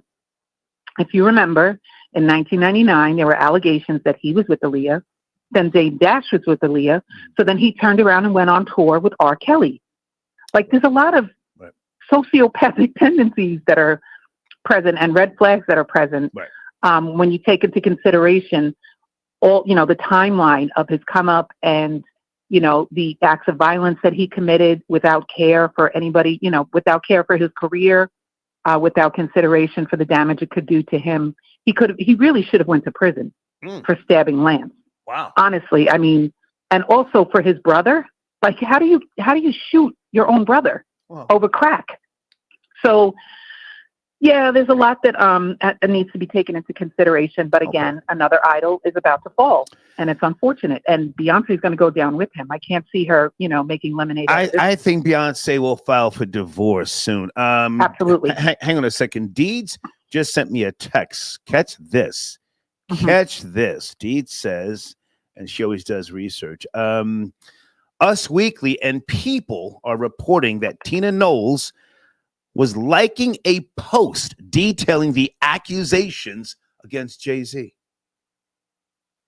What does that mean? I think it means that Beyonce may be filing for divorce soon. I mean, listen, not for anything, Star. If I were her mother, if I were Tina Knowles, I would be saying, baby, now's the time. Now's the time. But not for anything. I know you love him, baby, but now's the time. We have to save everything you've worked for and what your babies need for their future. Now's the time. Well, good. And her Lemonade, and that Lemonade film that she did, she went through this whole thing. I can't remember what the song was, but she was obviously spinning out of control mentally, because I remember one part of the spoken word poetry, she said that she was taking pages from the Bible and plugging up her menses. Oh, wow. Like really bizarre out there. And I'm saying to myself, This man is abhorrently ugly. You know what I mean? She could have anybody. Beyonce could have any man. Well, you know what I mean? Well, maybe not. Hang on, Colleen. I'm going to give you a little pushback there. I have no proof, but I think Beyonce is a witch. Me too. Absolutely. I think I have no proof. I think Beyonce dabbles in something called Wicca, which most people don't know of. Wicca. It doesn't mean you are an evil witch. I think that she has gotten a lot of success by way of Jay-Z, and maybe she didn't necessarily care about who he was cheating on her with over the years. She got what she wanted, which is clearly supreme dominance in the world of R&B. Yes, supreme dominance. Did you ever get attacked? Did you ever get attacked by the Bayhive? Like her following is like a cult. Yeah, but I mean, listen, I'm stupid, so I expect that sort of thing. I'm one of the original trolls, so that doesn't stop. Right. That doesn't stop or hinder me in any way, shape, or form. But I'm saying I think that she, at some point, for business reasons, she's going to have to pull the trigger on a divorce. Go ahead and finish up. No, that's all I wanted to say. I'm really, I'm grateful people are speaking up, even if they don't agree. We can engage in, positive discourse without disrespecting each other. Yeah. And I just think it's important for everybody to look back on the history of hip hop, beginning with Roxanne Shante. Yeah. She was 14 when she dropped that album. She might have even been 13 when she recorded it, but then it dropped when she was 14. Think about KRS-One and saying 13 and good. Yeah. Like, these people laid down the blueprint for the way women were treated in hip hop. Okay. And I remember what I called in once, and you said, who should be on the Mount Rushmore of, hip hop? And I said, MC Light. MC Light should be on the Mount Rushmore. Well, hang on, Colleen, because MC Light had that song about that young guy. Remember that song?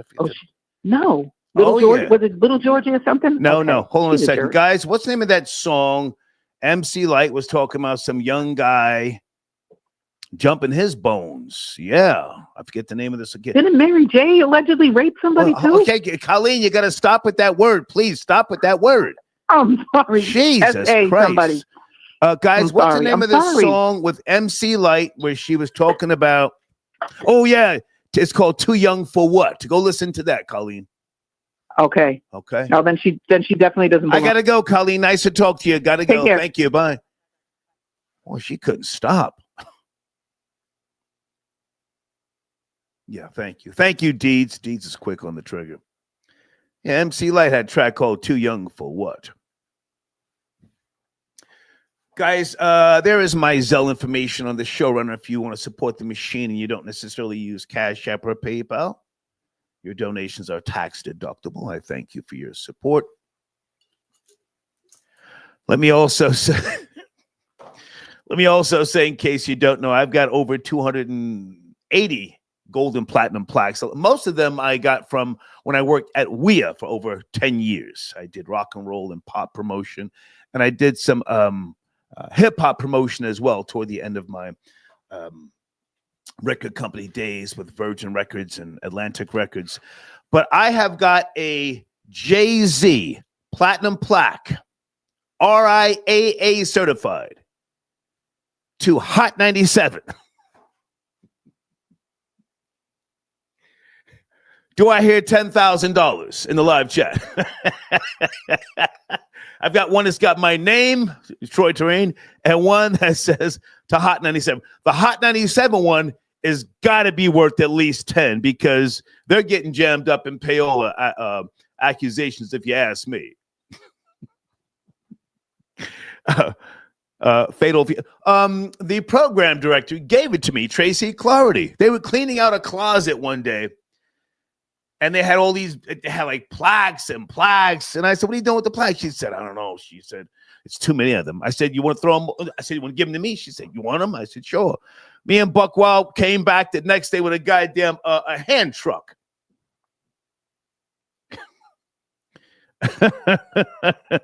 Send me an email. Hold on a second. Who says, sure. Send me an email. I will send you a picture of the Jay-Z RIAA certified plaque.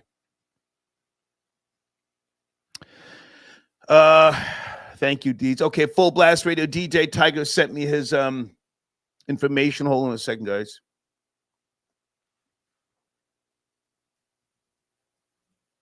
Okay. Thank you, DJ Tiger. I'll get this rolling for you after the show. Who's on the line here? Area code 647. We're having some good callers here. And guys, thank you for watching the language. Please watch the language. Where's Daniel? Area code 647. I see 646. I do not see 647. Hold on. I don't see 647.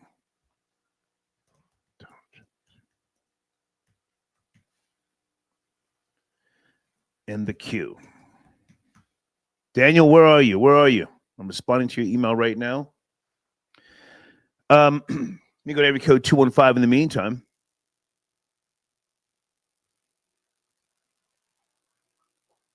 Area code 215, are you there? It's Monday afternoon. Thank you for your patience. We're having a discussion. What's up, hey, how are you? 215. I'm good, man. Good show. I'm calling in reference to Jay. Okay. You know, I like Jay just like the next guy. In fact, you know, I kind of grew up with Jay. Okay. His first album came out my freshman year of high school. So I'm like a good case study. I literally came up, you know, through adolescence, through young manhood. You know, he was the soundtrack to that time of my life. Okay. So, you know, in the back of my mind and I guess in my heart, I want him to be innocent. Same with Puff. You know, Puff is, you know, was a hero of mine as a kid. So the reason I'm a little on the side that this could be over or this could be true regarding the allegations, I've been doing a lot of research today on that attorney. Okay. Tony? Yeah. Buzbee. He seemed to, Buzbee. Yeah, Tony Buzbee. He seems to be, even with the Puff thing, he seems to be very calculated, and he's not like a wild trigger guy that just goes after everything. He seems to comb through everything with a fine-tooth comb, and he's very detailed. And he made a statement when Puff got charged. He says, we get about 1,000 calls, emails a day that I comb through very carefully. Mm-hmm. And he said he has a staff that all they do is listen to these cases. And he said 99% of them we toss out. They're trash. There's people just trying to, you know, troll. So the fact that he picked this up, it makes me believe that either he has something or he knows something that's pretty solid for him to go after Jay like this. Can I jump in right there? Like a renegade attorney. Can I jump in right there? Yes, sir. Can I jump in? You know, you got to be super careful accusing people of things. Mm-hmm. Because it's one thing to make an accusation, but you can still get sued and lose for liable. Mm-hmm. You can be found liable. And saying allegedly doesn't save you. I don't know if you've ever heard me tell this story, but I learned back in the early 2000s to stop saying allegedly on the radio. I've never been sued, sir, and I've never lost a lawsuit. Never paid anybody anything, contrary to rumors and nonsense. Never paid anybody. Now, I've had lawsuits thrown out that I've filed. Yeah, sure. But this lawyer, Buzbee, right? For him to include Jay-Z in such a heinous filing and accusations, I'm sure he's ready for the legal clapback. The legal clapback, because these types of allegations could be career damaging, possibly even ending. Go ahead. Yeah. You know what else, Bar? If this comes back to be not true, and according to Jay, this guy was trying to blackmail him, not only could this guy jeopardize his career, but that jeopardizes the Puff case. You know, because now his credibility is shot, and people are like, wait a minute. If he tried to blackmail Jay, how can we believe this guy's credible when it comes to Puff? So I don't think this guy would risk that unless, like you said, he knows what could happen if this is not, you know, T's crossed, I's dotted. I don't think he would risk the Puff case and his career / reputation. Well, he's not the only lawyer on the Diddy case, sir. He's not the only lawyer. Yeah. But you know, public opinion, they're gonna be like, "Oh, this guy's a quack." You know, we don't believe him. Okay. So, hey, man, it's time to see who's really La Familia. Okay. I appreciate the call, All sir. right. Thank you. Appreciate you. Okay. Bye-bye. Is it Adele? Hey, Adele. Thank you so much for tapping in. Someone else sends it a donation. Jay responding this quickly without editing is like Puffy responding so quickly to Cassie's lawsuit. Guilty. I'm slamming the gavel down.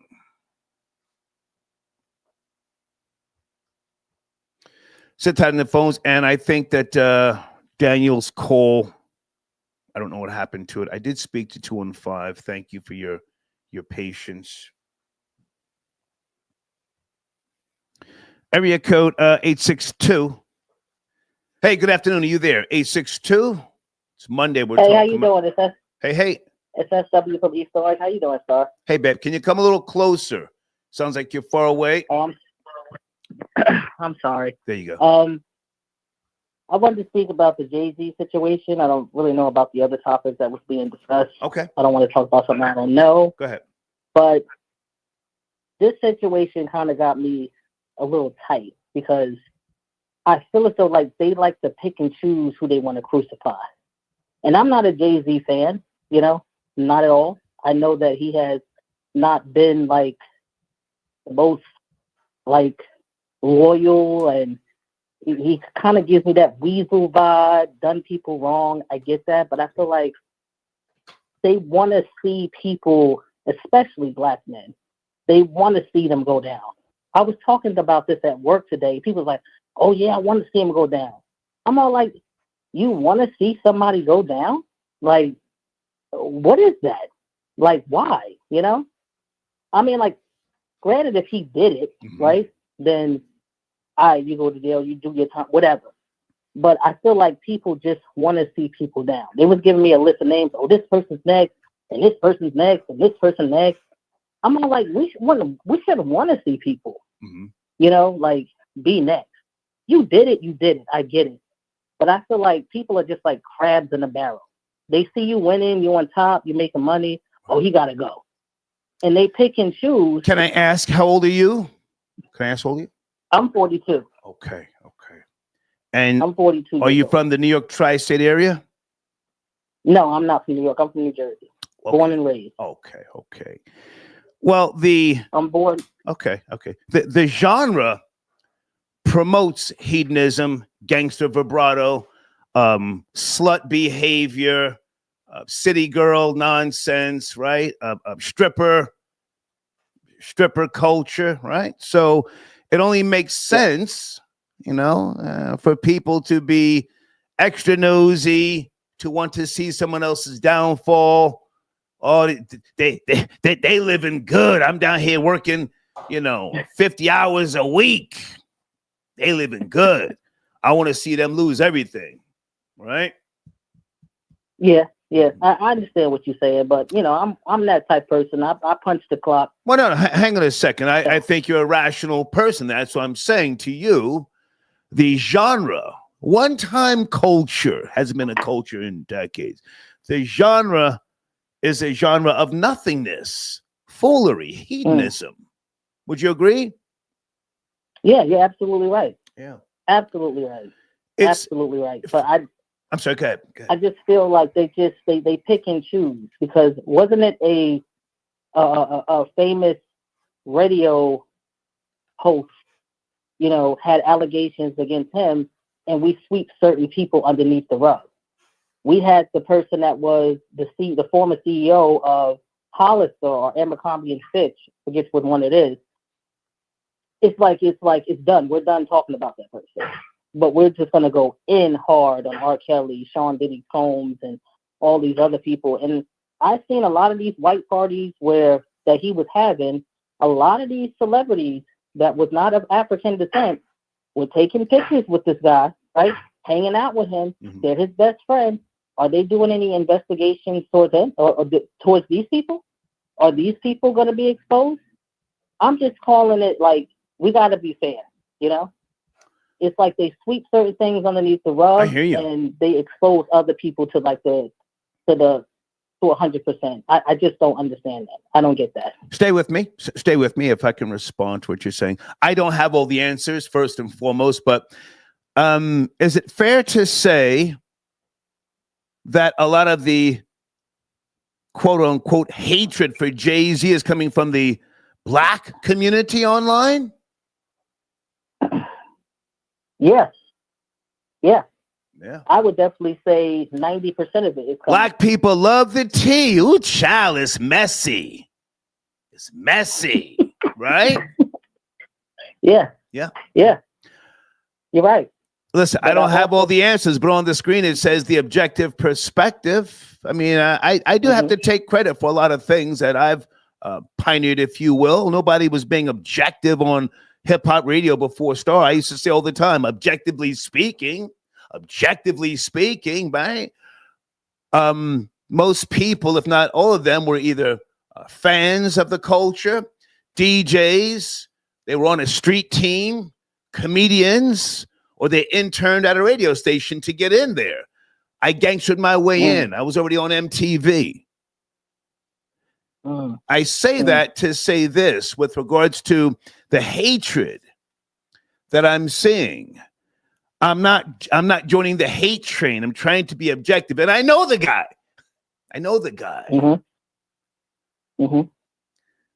But we can't keep saying they doing this, they doing that, when in reality, you know, the culture or genre, whatever you want to classify it as, is doing it to themselves.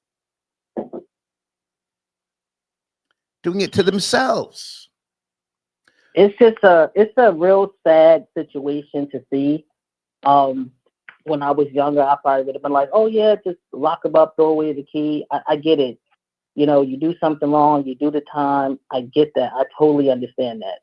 But I feel as though like you can't just pick and choose. And I think that there's other people that should have been investigated. You know, I hear you had Hugh Hefner, not saying that he has done anything, but he ran the Playboy Mansion for years. I never saw any investigation on any trafficking or anything like that when this man was alive. I see, like, if we're going to pick and choose, we can't pick and choose. Everybody got to get the smoke. That's how I feel. And all these celebrities that were at his parties, and everybody kill me when they say this stuff. Oh, yeah, I went to the party, but I left early. So you telling me that he was partying by himself? Right. He was partying by himself? I find that very hard to believe when they show these pictures. Oh, yeah, I went to a party, but I left early. The man was not partying by himself. I had seen a clip. I don't know if you've seen it, Star, but I've seen a clip where he was having a party, and he got on his microphone, and it was after dark, and he said, if there are kids here, kids need to leave. Because if child protective services come here and your kid is still here, my kids is in the house. That spoke volumes to me. You had all these people hosting his parties. Kevin Hart, Leonardo DiCaprio was there. Why are we not investigating these people? I feel like they want to pick and choose the ones that they want to do. I feel like if you were there, if I can jump in and say you might be right. I don't know. But you know, if you are a person who you're a part of the black diaspora or the quote unquote black community, you know, you have to police yourselves, right? You can't always say they be doing it, right? Oh, white people do it. Why can't I do it? Right? Yeah, you're absolutely right. But I just feel as though like there's a lot of stuff that's going to go on and people are going to be exposed. But we need to expose everybody. Don't just expose the couple of few people, because there was a lot of people that were at these parties. There were a lot of people that were doing a lot of things. And I feel as though like, hang on a second. I hear you. But right now it's shine time on Diddy. Jay-Z has been accused, you know. How do you know that these two might not be snakes and worthy of the penitentiary? How do you know that they're not quote unquote demons, devils, if you will? They could be. Yeah. They could be. Yeah. I'm just saying, if you're going to expose one, let's get everybody. I hear what you're saying, but again, stop looking around for everybody. How about the two right now in the hot seat? How about them? How about them? Yeah. Yeah. It's very easy to say, oh, get all of them. That sounds hot, but right now you got two very powerful. Yeah. I don't mean politically powerful, because none of Diddy's money can help him right now. Jay-Z is wealthy, but does Jay-Z have any real power? No, not really. I don't know, but we about to find out. We about to find out if he's got some. I too want to say something that you basically said. You said that he responded himself. That is very unsettling to me as well. That he was very quick to respond. Yeah. And doesn't somebody in their camp usually respond? Yes. It's usually somebody. It's called a PR department. Publicist. Mm-hmm. Yeah. Yeah. Or a lawyer tells you, don't say anything, let me handle it. Yeah, I just found that was kind of a little unsettling with me. Yeah. I was not expecting for him to respond. And I think I seen something like midnight, 1, 2 o'clock in the morning. Yeah.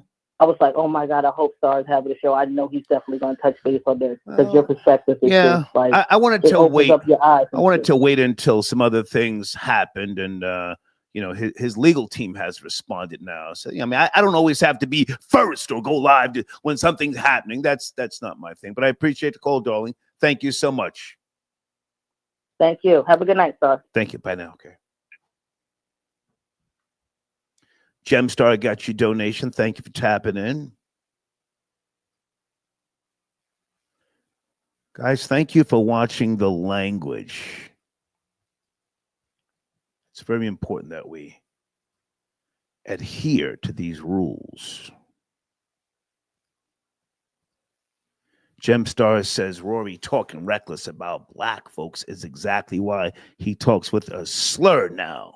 That white boy won't learn until somebody goes upside his head again. Well, hey, I like for people to speak freely. Steve, are you on the line? Where are you, Steve? What area code? 516?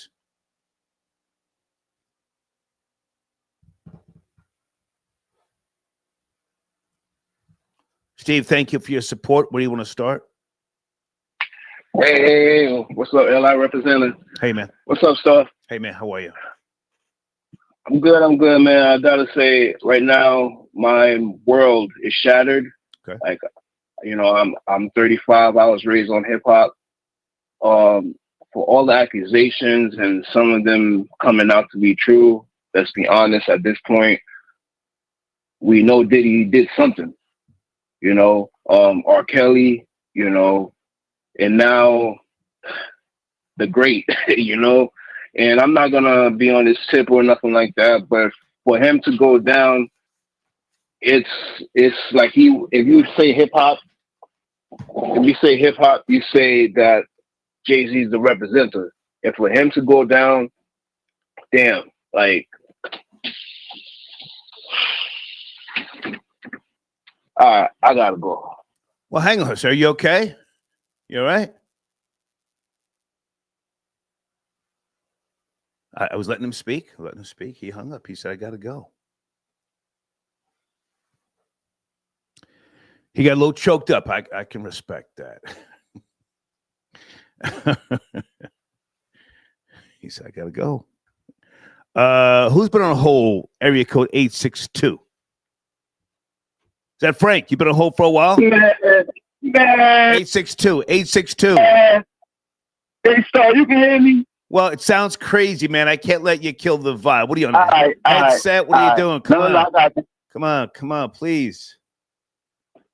Hey, Star, you there, yo? There you go. Much better. Thank you for your patience. I'm sorry, man. Hey, look, man. We ain't gonna play tonight. Me and you done had so many conversations about him, and I'm sick and tired of it. I got 3 daughters, Star. Okay.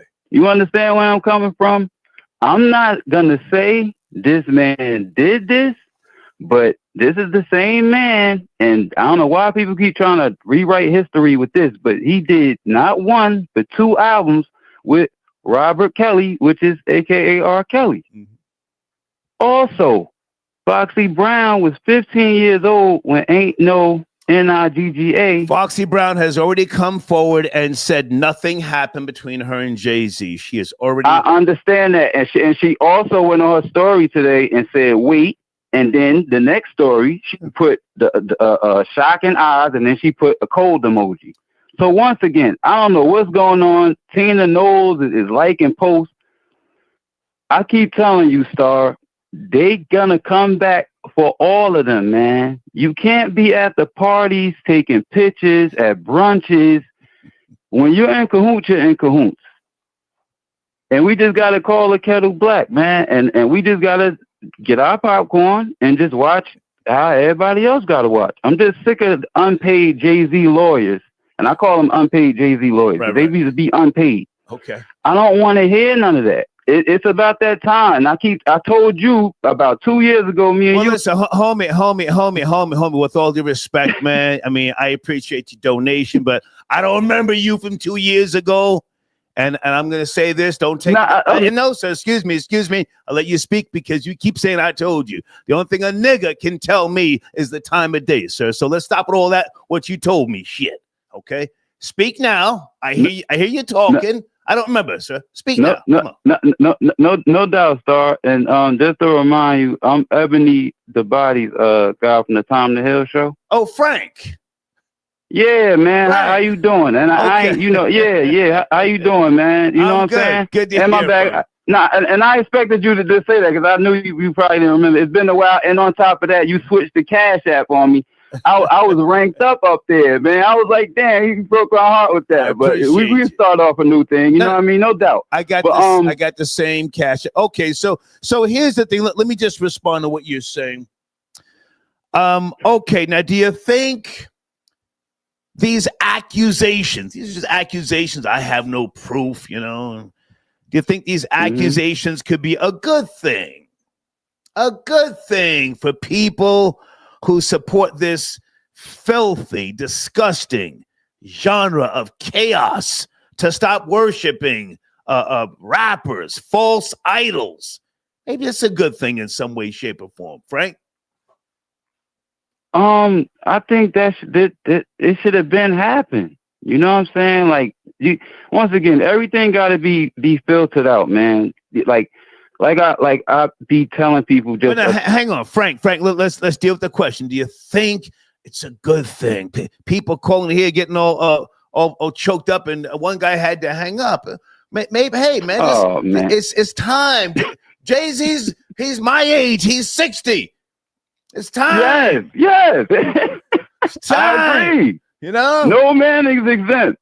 And he once said in the Grammy Family Freestyle, you know, you see Mountain, see Markham, see Jesus, see Judas. See, life is like suicide. If you succeed, you're prepared to be crucified. Nigga been eating high off the hog for decades. It's time. Let somebody else eat. Here you are picking and choosing who performs at the Super Bowl. Huh? Exact, Star. Yes. That's more like it, Star. That's what I like to hear a little more. And after this year, I think this is going to be the last year for him because it's not going to stop at just this. Like, they're just starting with this. You know, so we saw this happen with Diddy. So once again, man, we got to hold these people accountable when these type of things happen. And, you know, we just got to wait for the outcome, man. And the words in Clayface is all nasty work. Oh my goodness. It's all nasty work, man. Frank, are you sipping the beer? You up here quoting Whack 100. Frank, I gotta go, Frank. Nah, I'm just saying it's nasty work. It is what it is. I was just being funny, Star. You feel me? It is what it is. I'm just playing with you, man. You can't make this stuff up. You know what I mean? I appreciate you, man. Tell Ebony I said salute. Thank you, man.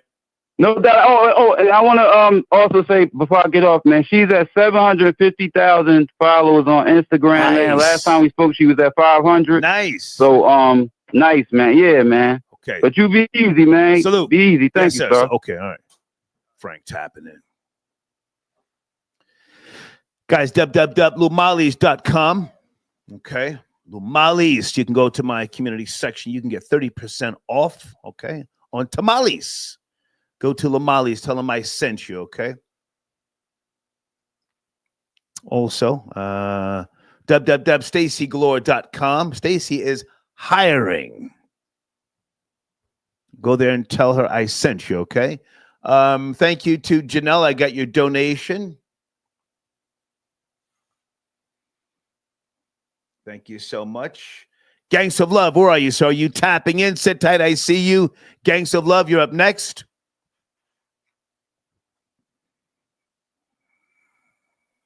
Okay. Yeah, I'll get to that later. Janelle.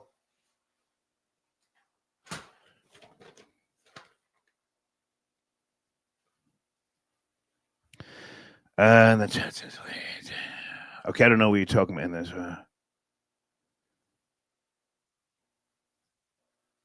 Okay, and thank you again, DJ Tiger. I got your email. I never got this person on the line. I'm not sure what happened. Jamal, I got your donation. Thank you for your support.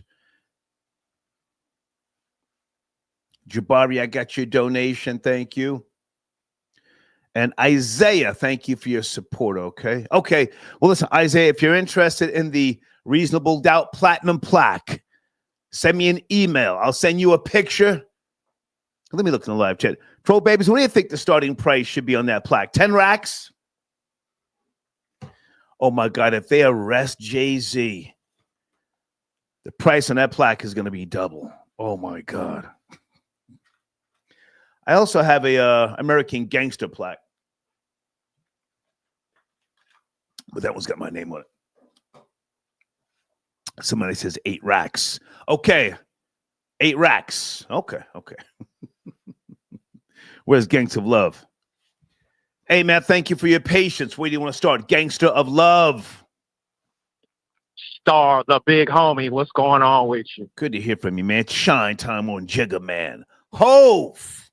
Man, I try to kick Jay's back in. Your phone's going in and out. Your phone's going in and out. Make the adjustments, please. Can you hear me? There you go. Okay, you were saying? So I was saying when Jay-Z was 28, he was dating Aaliyah, and I think she was like 17. And then when he started messing with Beyonce, he was 30, and she was like 16. And then you just said that he wasn't dating Foxy Brown, but she was 15, and he was dealing with her, I guess, on the record label. So I'm thinking he's like, hey, little girl, I got candy. That's kind of showing a pattern of him liking young girls. Okay. And God bless the dead. You know, Aaliyah, she had a beautiful face, but if you ever seen her body in that movie where she was playing the vampire, she was like a little girl. So when I heard the allegations about him possibly messing with a 13-year-old, I said, hey, you know what? It's not hard to believe, because if you got a track record of dealing with young girls, then for somebody 13 to accuse you of that, I'm just saying where there's smoke, there's fire, Star. Okay. So all right. It's not far. Well, these are just accusations. Did you see his response? He responded right away, and then his legal team submitted paperwork today with regards to the claim itself. You have to speed on that. So I did see he responded to Mr. Buzbee, and I was reading also online where they were saying initially Mr. Buzbee was asking him to, I guess months ago, just to make an apology. Yeah. So Jay-Z was like, I'm not going to make an apology. Send us $5 million and this will go away. Either. Send us $5 million. We'll wrap this up, button it up real nice. I guess, I don't know. Just. Yeah. If he made an apology, then he, at some point, that's basically admitting guilt. And then that would open up the floodgates. So he didn't do that. So he responded by the way he did. But I'm gonna just be honest with you, it's not looking good, and that definitely doesn't look good on his character. And if you add in the fact that, you know, I hear all these people calling in saying they don't think that he did it, but he has a track record of being a HAN, because look what he did to Dame. He messed his man out of some major money, and that's greed. So He's capable of anything. Well, to be objective, Gangsta Love, to be objective, Dame was doing the most as well. Now, you know, it wasn't just Jay's fault what happened to Dame, and I say that with all due respect. You know, they were, you know, getting it together. But okay, so you're under the impression that these allegations could have some merit to them. Yes, no? I definitely believe they could be real, Star. I would not put it past him at all. Okay. And then look, I want to land my plane. I'm gonna speak in code real quick for the Daniel Petty thing. Okay. But to all the FBAs out in New York, we don't need no water. Let the Mickey Ficky burn. The roof is on fire. The roof is on fire. Hey, I'm out, Star. Okay. Peace. Yes, sir. Yes, sir. Gangsta Love.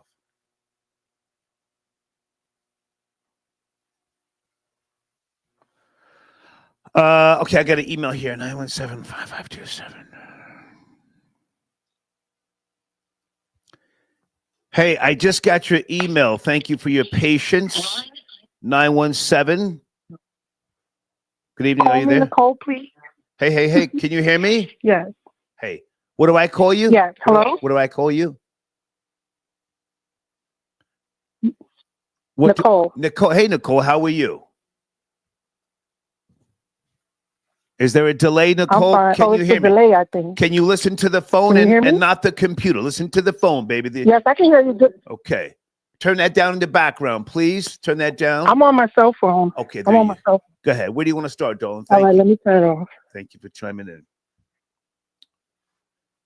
Okay, first of all, I do want to say I'm not sure. We don't know if Jay-Z is guilty or not, right? But we're not really looking at the details of the case. Everybody's talking about everything else, like his rap career, how they feel about rappers. Now, I'm 43 years old, so I grew up with Beyonce and Jay-Z and all these people. So, you know, and even you, I used to listen to you on the radio. Okay. But I think we need to look at the details. I don't think he actually arred a 13-year-old, but it's possible that it was statutory. Does that make sense? Yeah, makes a lot of sense. Go ahead. Like they probably were sleeping with girls and not checking IDs. And that's why he never really came out and say he didn't do it. Right. He never said, no, I'm not guilty. He's talking about everything else, but he never came out. Hang on a second. I didn't do it. I didn't mean to cut you. In his response, which I don't have in front of me, he did deny it. Denied it in his response on X. Go ahead. So I don't believe that, like, when you say R, I'm personally thinking that it's like holding somebody down against their will. Okay. I don't think that's what happened. This is 24 years ago. Now, to tell you the truth, I was 19 years old. I'm 43 years old. That's a long time ago to remember every single thing you were doing. But if he did have any interaction with this girl for her to have any evidence against him, it's probably because he wasn't checking. You know how they have all these women around that want to sleep with them? Right, they probably weren't checking IDs. And these sometimes people do not look their age, right? Like I work with teenagers and some of them look like they can be in their 30s. Yeah. You know, so I don't want to blame the victim because no matter what happened, if this did happen, it shouldn't have happened to her. Right. But first of all, this story sounds a little crazy. Like, you mean you met up with the limousine driver? The limousine driver just trusted you and told you to come back. You came back. You met the limousine driver. You were by yourself. Some friend dropped you off. Like, is this an adult that dropped you off or another 13-year-old? Like, the details to me are not making sense. Maybe it will when, it comes out. Right. But I think everybody is just jumping on the hate train because of how they feel about Jay-Z. Yeah. And I understand that, because now that I'm older and I listen to the lyrics, I understand that. Right. But let's listen to the facts of the case. Yeah, I was just about to say there's a lot of things, even with rock and roll and pop music, you listen back to it and you say, wow, what was I thinking, in 1980 when, I don't know, some group was talking about kill, death and destruction, Yeah.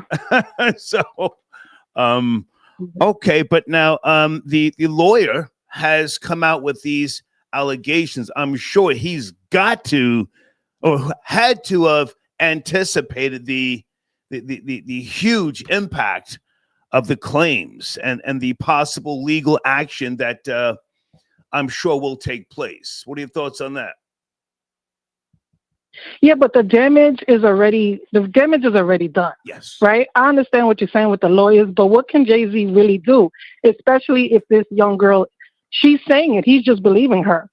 And now I may be a little biased because someone accused me of doing something, and I promise you, I swear, I got arrested, and I didn't do any. The story is made up. I never even met the person. Right.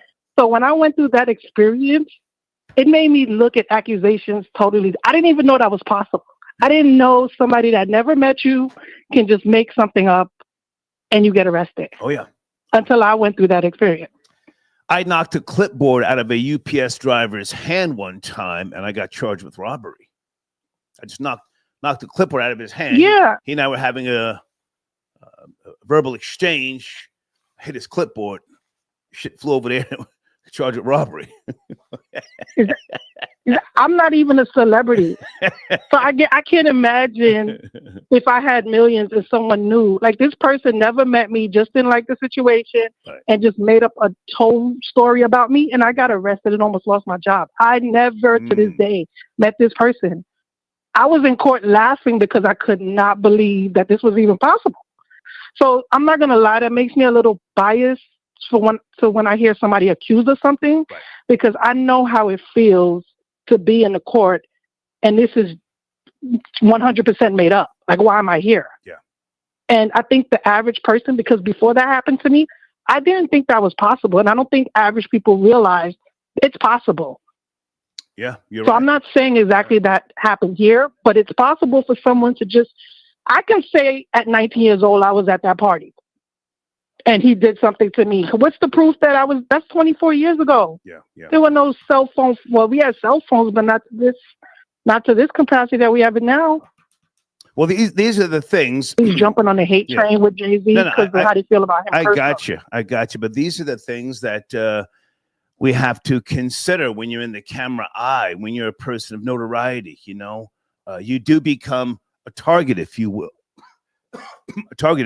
So, I'm like everybody else. We want to see more things come out with regards to the truth, but he has already responded. What do you think of his response? Did you see it on X, Jay-Z?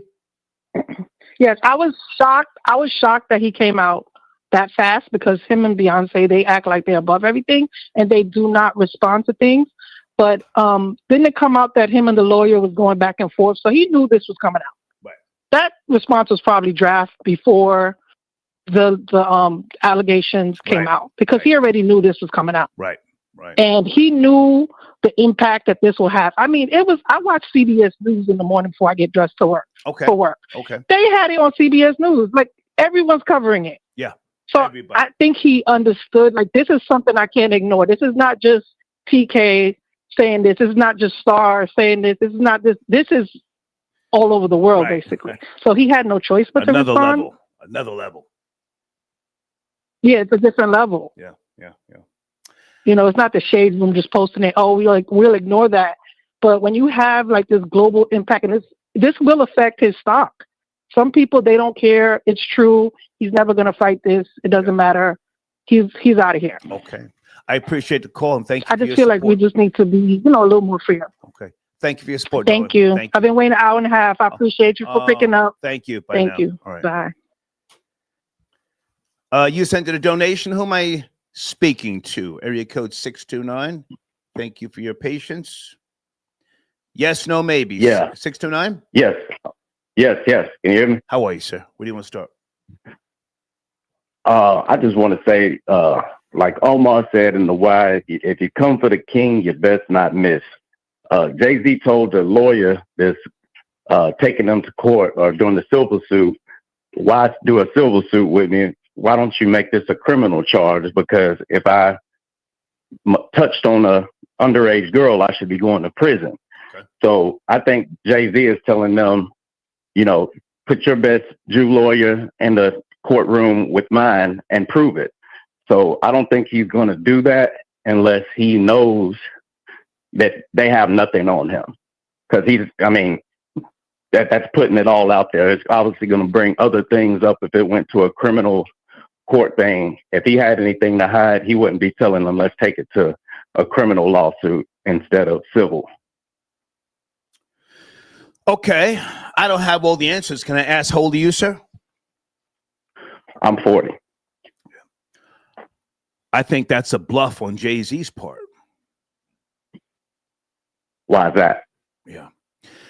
Well, you see, what you don't want to happen is things to get dragged out, and then the public opinion starts to kick in. Well, look at the hang on a second, sir. I let you speak. Let me speak. I let you speak. You see, in today's day and time, that internet can be so damaging. What do they always say? The internet is undefeated. Clearly, Jay-Z had that response ready. Had it ready. I've never seen that man put out 3 paragraphs on no goddamn Instagram. Nothing. But he had that one, if you ask me, drafted maybe even 30 days ago. I'm 100% in agreement with you. So if I can just finish and I'll go back to you. If I can just finish. Okay. You know, that sounds high, but go ahead and make it a criminal case. Well, no, this lawyer, even though he may be slimy and an ambulance chaser of sorts, he's not stupid. The Buzbee law firm, he's not stupid. You put out the civil suit first, Jane Doe, right? You give other people time to come forward. Oh, and I can assure you certain niggas are going to come out of the woodwork and start accusing Jay-Z of things just like they did with Diddy. Yeah. Then the pressure is going to even be more intense. I just want to say that. Go ahead.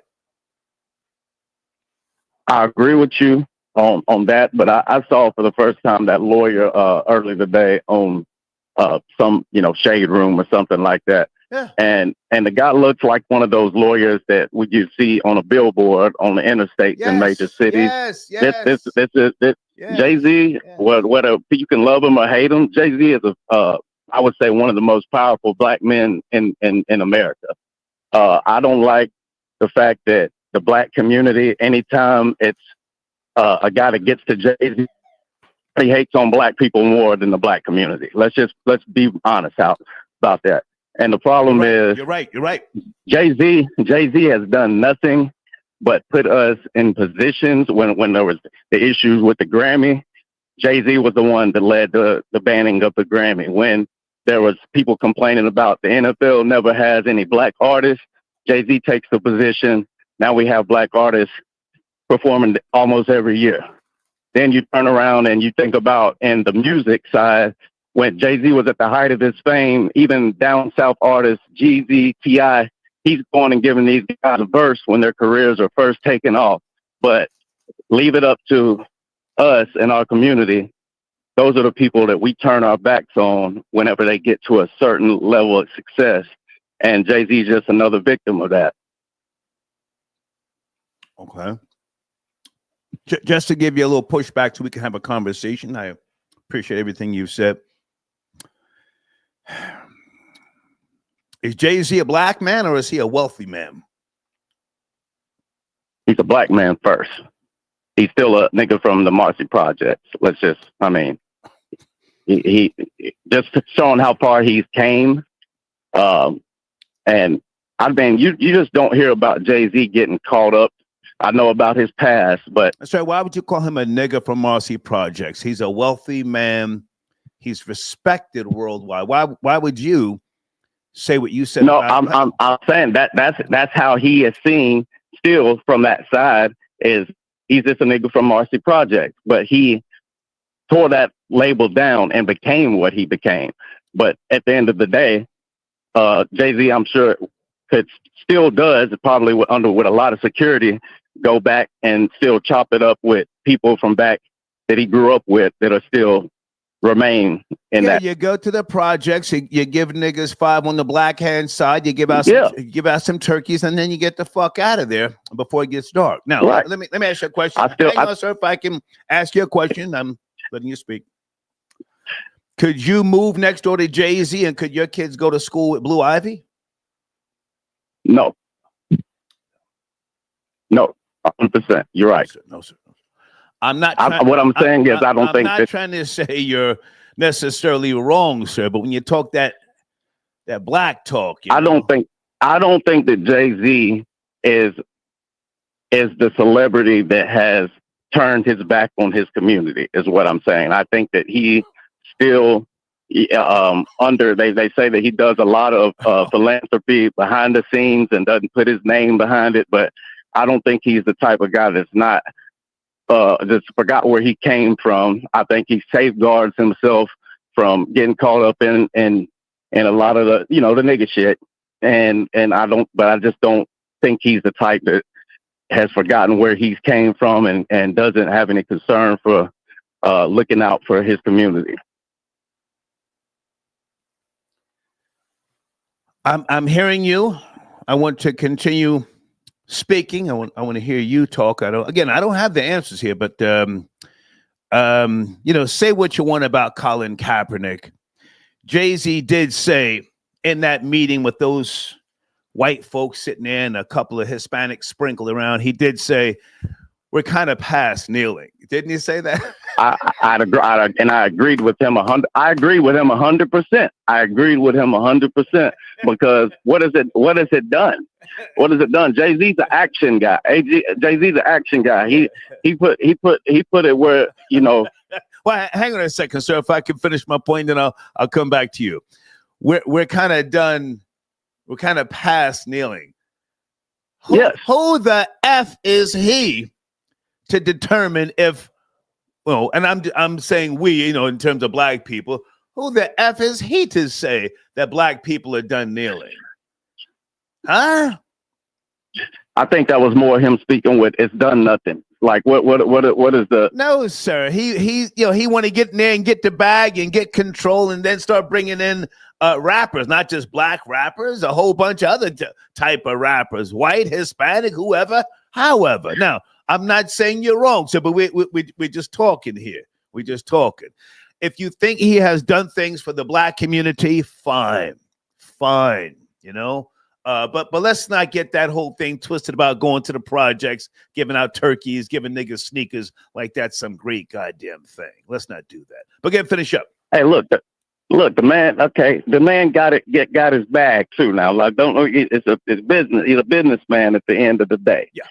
So I get where you're coming from that perspective. Where yes, he at the end of the day, he was like, okay, forget all of that. The Kaepernick talking about. Yeah. Let's let me get in this room and let me pick the talent for the Super Bowl.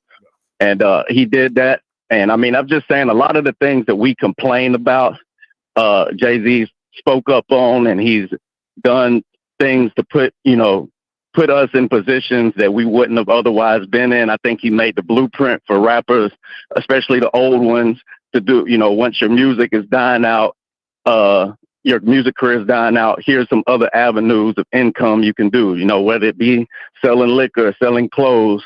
I think a lot of that came from Jay-Z in the Rockefeller era. Okay. So I don't like the fact that, you know, every time we have our artists that something comes up with and allegations are made, we're so quick to discard them. And yeah, I think he did that with zero proof. We have no proof at all of Jay-Z doing this. Okay. I thank you for your call, sir. Thank you. Thank you. I want you folks to speak. Next week in the bar. Salute. Later. Salute. Okay. Hang on a second. I got to write his phone number down. Like he said he wants to put an IOU on a donation. Okay.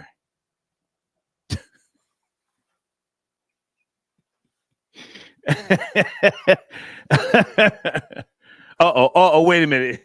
Is that who I think it is? Hold on a second. Peace, Fuquan, you there? Fuquan, peace.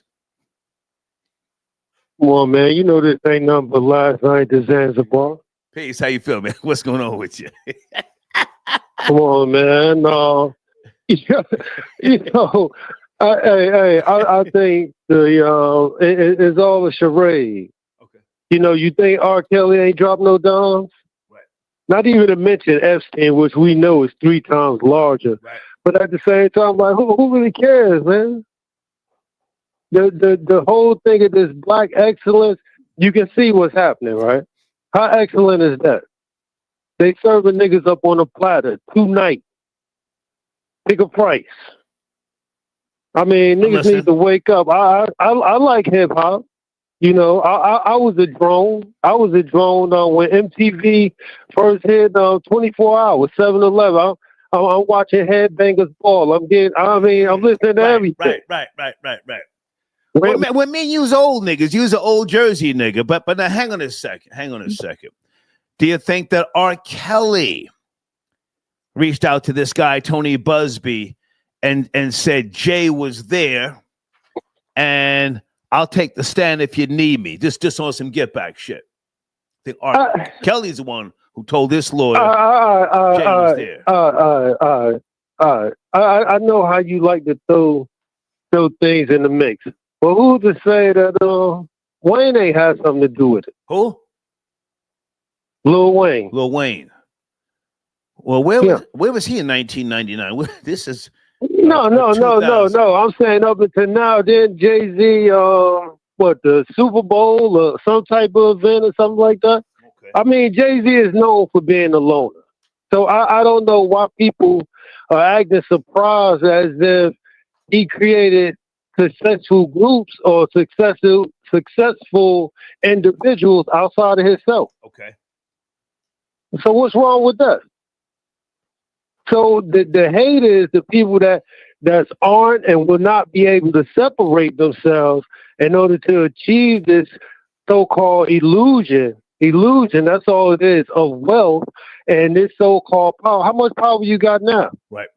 Even if he doesn't win, even if it doesn't come to anything, anybody with any type of real business ethic will step away. Right. And it's easier because what? He's black.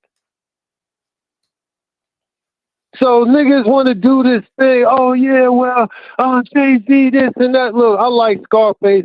The last Scarface that I got is still listed to this day, the final chapter. And then I go all the way back. There's nuance, but there's nuance. There is no choices. Right. Everything is your daughter a hoe and kill your brother. Who killing who? We killing each other. Right. The scariest thing a nigga could go to, the scariest thing you can go to, and my homeboy told me this. It's a rap he concert. said, go to one of those concerts rap concert. with one of those rappers. It's so many white people there. When they saying kill a nigga, he said, man, it'll freak you out. Yeah. Yeah. He said he never got so paranoid in his life. Now, what can you do? You don't know who they father and all. You don't know that. You the only nigga there. And this nigga, he got security. I don't give a damn about no Jay-Z, man. Okay. When they gonna pull Oprah file and who else? Who else they gonna get? I'm waiting. I want to hear it. I ain't hating, but niggas already know what's been going on, man. Now, hang on a second. I appreciate your call, man. But now you've made it out the hood. You know, you've upgraded decades ago. Make it where? What you mean? Make it where? Well, listen. Come on, man. Hold on. Can I respond? Can I respond? No, nigga, you making accusations. Hold on. What's the lawyer name again? Come on, man. You made it out of New Jersey. Hold on.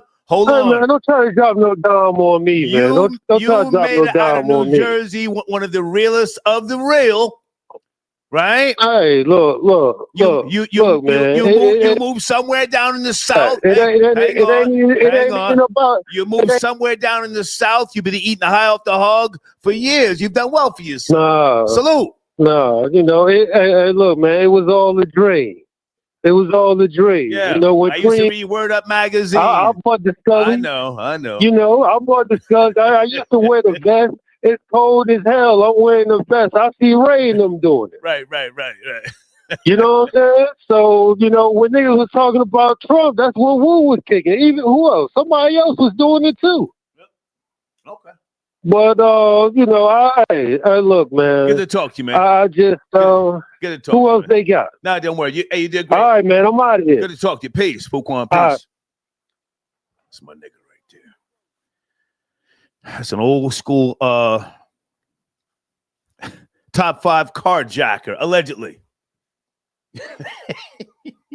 Out of New Jersey. Turned his life around.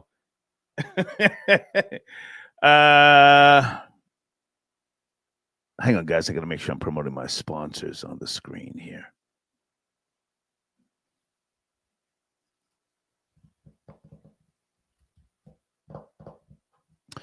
MikaraBeauty.com. www.mikarabeauty.com. Please go there. Tell that very nice woman I sent you. Okay. Antoine, I got your donation. Thank you. He says, okay. He says, donation realist ever. Okay. Are you on the line, sir? If not, thank you for your support, Antoine.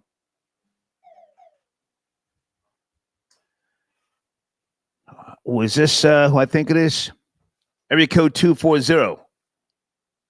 Good evening. Are you there? Good evening, Star. This is Jordan. How you doing? Oh, hey, man. I thought you were somebody else. Where do you want to start, sir? I appreciate your support. Appreciate it. Take the call. I want to start with what one of your callers said about 3 calls ago. Okay. And I'll be brief. The problem I have is the celebrity worshiping that a lot of us do. Yeah.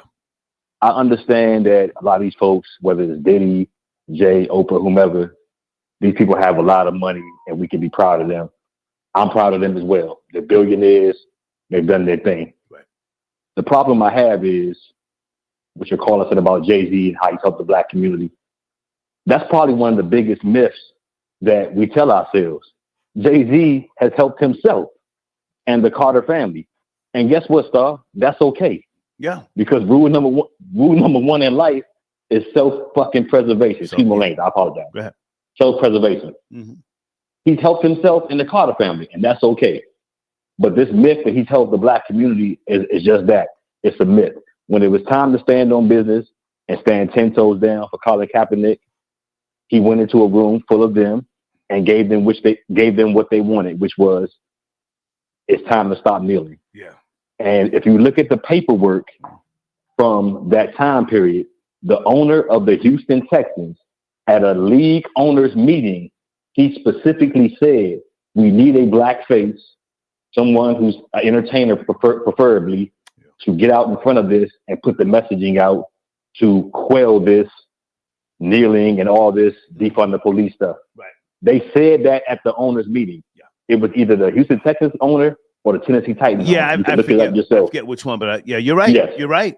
Go ahead. You're right. That is a fact. You're right. So when they brought Jay-Z in, they didn't bring him in to get his opinion on things. Right. They brought him in as the entertainment and as the house Negro to squash, the uprising, so to speak. And again, that's okay. He made a business decision. People do it all the time. I don't knock folks for making business decisions when I myself go into an office in a corporate environment every day with a suit and tie on, and I make business decisions. Yeah.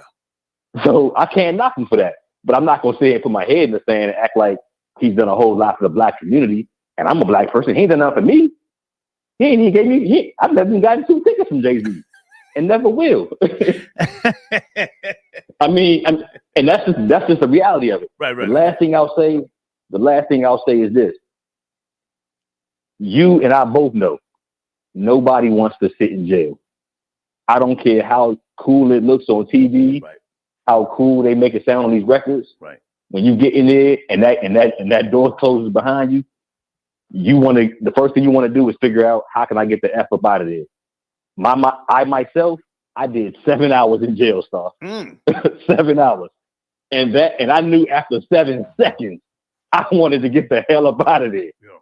And whatever I had to do, I was going to do to get up out of there. Now, luckily, it was nothing criminal to where I had to, tell on somebody or anything. That's the most time you ever did? A couple of hours? That's it. But that's enough. That's enough. Anybody with half a brain will tell you, whether it's 7 years or 7 minutes, that typically is enough to get your attention if you're smart. Right. Now, if you're a crash dummy, you may need to sit down for a decade or two to get your mind right. Right. Or whatever have you. Right. But for the average Joe Blow citizen and hip hop fan like myself, who consume this music and all this violent content at times, most of us don't want to do more than 7 hours. Right. in a jail cell. That's the reality of it. Okay. So with all that said, I'm not surprised that someone as big as Jay-Z's name is coming out. It's the damn holidays. If I'm R. Kelly or Diddy, the first thing I'm doing is I'm saying to myself, I'm talking to my team and I'm saying, okay, who can I trade to maybe get myself out of here. Yeah. A guy like Diddy, it's not the time that's going to kill him. It's the lifestyle being taken away from him that's going to kill him. Right. This man been living high on the hole, for if he's 50 years old, probably 45 of those years he's been wealthy. Yeah. And now he's sitting in a jail cell or a prison cell for Thanksgiving and now Christmas and New Year's. Well, sir, I want you to land your plane, but let me ask you this before you go. Do you think Jay-Z should run? If he talked to his legal team. No, sir, never mind the legal team. Do you think Jay should run? Because there's no lawyer that's going to keep him out of jail. He's already jumping the gun. No, that's not what I was going to say. I was going to say if he consults with his team and they tell him, look, they kind of got you boxed in here and you're probably going to do some time. If I was him, I'd get ghost. Okay. Period. Okay. I appreciate the call, man. Thank you very much. Thanks for your time. Yes, sir. Okay. Sunday, thank you for your donation. Where are you? Are you there, Hey, Sunday? Star. Hey, what's cracking? Let me shake. Yeah, how you doing? What's going on? Oh, this is exciting that you're covering this.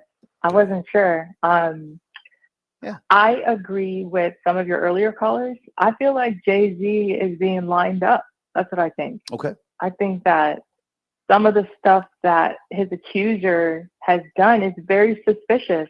I'm on Jay-Z's side. I'm not saying that he doesn't have any dirt on his hands, but I definitely think he should fight this because some of the moves that she's made as a young woman are very questionable. I was 11 in the year 2000, but at that time, you're so young. You shouldn't be, out here around grown men to begin with. So I feel like it'll be pretty easy for his litigation to poke holes in her story. Okay. At 13, you're probably in like the 7th or 8th grade. Like, why are you you shouldn't be entertaining boys or men or any of the such, and you shouldn't be out by yourself. There should be a curfew. You should be at home with your parents. Some of the behaviors are really suspicious to me, and I think it's crazy how people are so quick to just want to believe that Jay-Z is a terrible, inhumane person that violates children. I think that's really racist for people to just want to see a black man go down. And it's just happening left and right. And I'm not saying that some people aren't guilty, but I mean, I can't help but notice that his white counterparts don't get the same level of persecution publicly. There's people that have gotten away with terrible things, and because of their skin color, they're not persecuted publicly or criminally. And it's like, why does he has a lot of money, he's a black man, and everybody wants to see a black man go down. And I think it's extremely racist and prejudiced. He's not even given a fair trial. The public opinion is already divided in believing these things, and that's not fair either. He hasn't been given a fair trial yet, and I think that he's. I feel like he has a way out of this. I feel like he shouldn't lose anything business-wise until it's proven. And for me personally, if I were 13 years old and somebody did this to me, whether I was conscious or not, I wouldn't wait till I'm almost 40 to say something. That's ridiculous. Let me jump in right there, Sunday, and I can appreciate everything you're saying, but there's no time limit when a quote-unquote victim should speak up, right? There's no time limit. Sometimes people suppress bad memories. They don't want to face reality. They're ashamed of themselves for allowing something to take place. And I'm not saying Jay's guilty. He's just been accused. So I don't know, but we most certainly are going to talk about it. I'm going to let people have their say. What do you think about Jay-Z responding so fast? I said earlier in the broadcast, I found that to be totally out of character. I've never seen him on social media say anything more than a couple of sentences.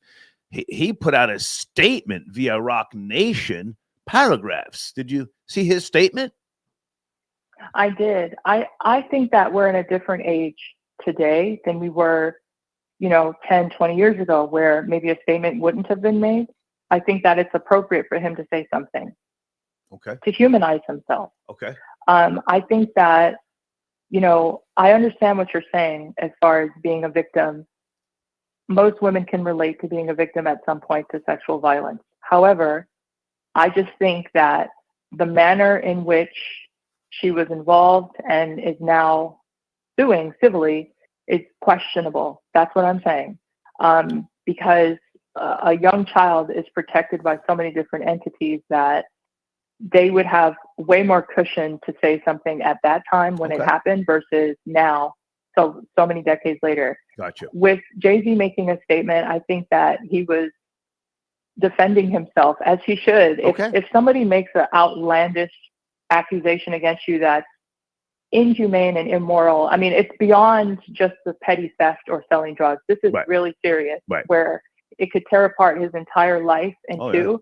He has to defend himself with everything that he can, with all of his arsenal. And I definitely think that, had he not made a statement, he would have gotten lashed back regardless. Damned if you do, damned if you don't. Right. That's what I think. And people, like I said, people love to see a black man being destroyed in this country. That's their favorite pastime, and it's disgusting and it's racist. So, well, good. He wasn't even given a fair trial. Good for you. Well, the trial hasn't come up yet. Well, I'm just saying, people have already formulated the fact that he's guilty without seeing all the evidence. That's social media. That's social media. Good for you sticking up for black men. Good for you. Yeah, okay. I mean, it's ridiculous. He has money, so they want the money to be redistributed back into the white population. They just want to take his money. That's all this is about. It's a money grab. Okay.